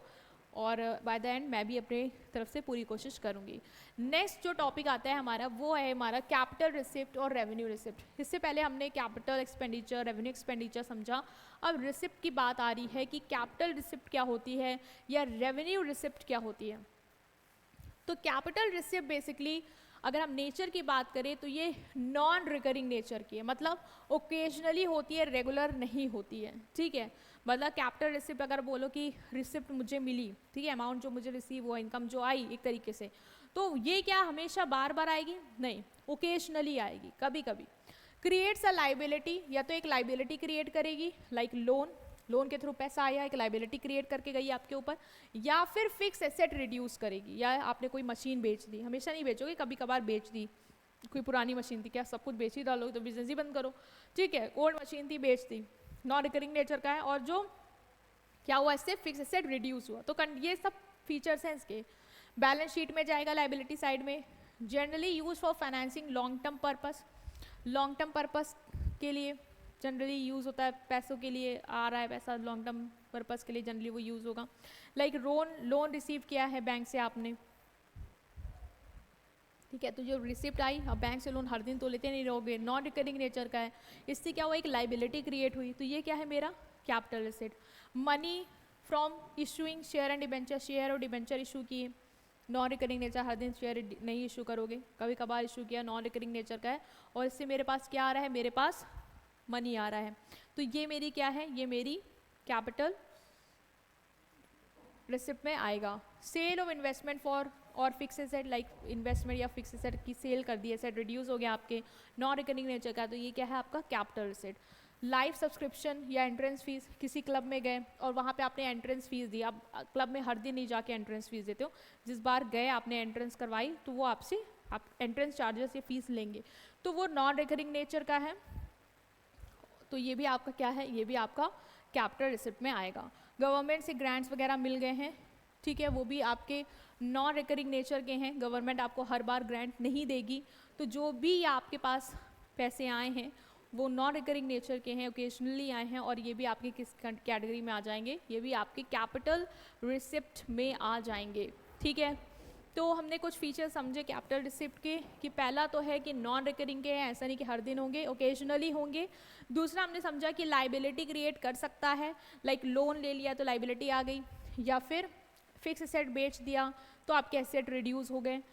बैलेंस शीट में जाएगा, जनरली फाइनेंसिंग के लिए, लाइक पैसा आए इसलिए हम ये करते हैं, रिसिप्ट खर्चे वगैरह जो भी आपकी लोन ले लिया या ये कर रहे हैं फाइनेंसिंग के लिए या लॉन्ग टर्म पर्पस के लिए, ठीक है, कि लॉन्ग टर्म हमें कोई बेनिफिट मिल जाए, उससे हमें ये रिसिप्ट मिलती है।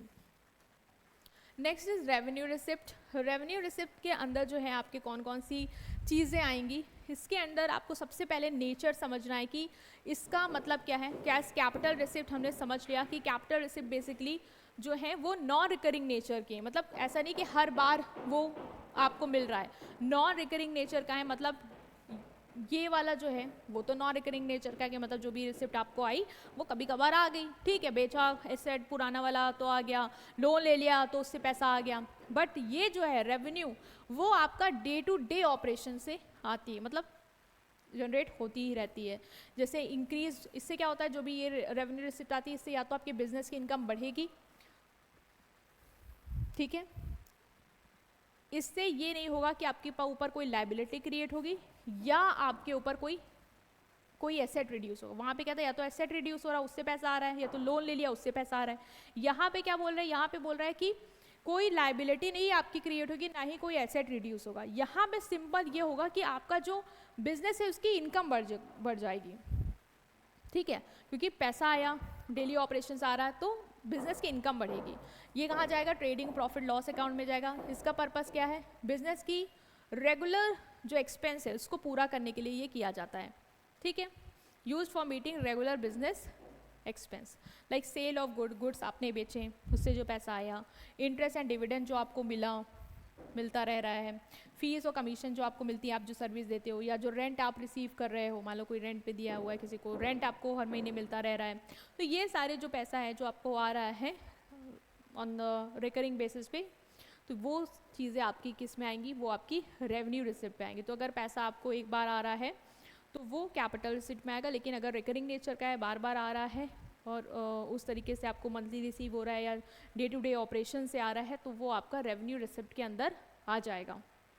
कहाँ पे शो करते हैं, ABR रखना, ये trading and profit loss account में शो किया जाएगा। और ये जो इनकम है इसको आप हो सकता है कि बिजनेस के जो भी एक्सपेंस उसको पूरा करने के लिए यूज़ करोगे, ठीक है, इस रिसिप्ट को बिजनेस के खर्चों के लिए। ओके, इलस्ट्रेशन से समझेंगे कि ये में कौन सा, मतलब इलस्ट्रेशन आप देखोगे इससे आपको बताना है कि कौन सा कैपिटल रिसिप्ट है, कौन सा रेवेन्यू रिसिप्ट होगा।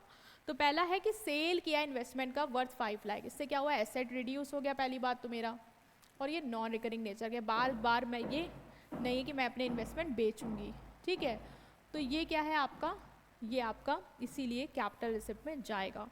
5,000 receive from a customer whose account was previously written off as bad debt, कोई है जिसका आपने अकाउंट प्रीवियसली मान लिया था कि पैसा डूब गया, बट उससे आपको 5,000 रिसीव हो गए, तो ये आपको रिसीव होने थे, नॉर्मली कोर्स ऑफ बिजनेस में आपको पैसे रिसीव होते ही अपने कस्टमर से, तो ऐसा तो नहीं है कि एकदम से कोई चीज़ हो गई हो, नहीं, तो जो रिकवरी हुई है बैड डेट की वो एक ऑर्डिनरी कोर्स ऑफ बिजनेस का ही गेन है, इसीलिए हम इसको रेवेन्यू रिसिप्ट मानेंगे।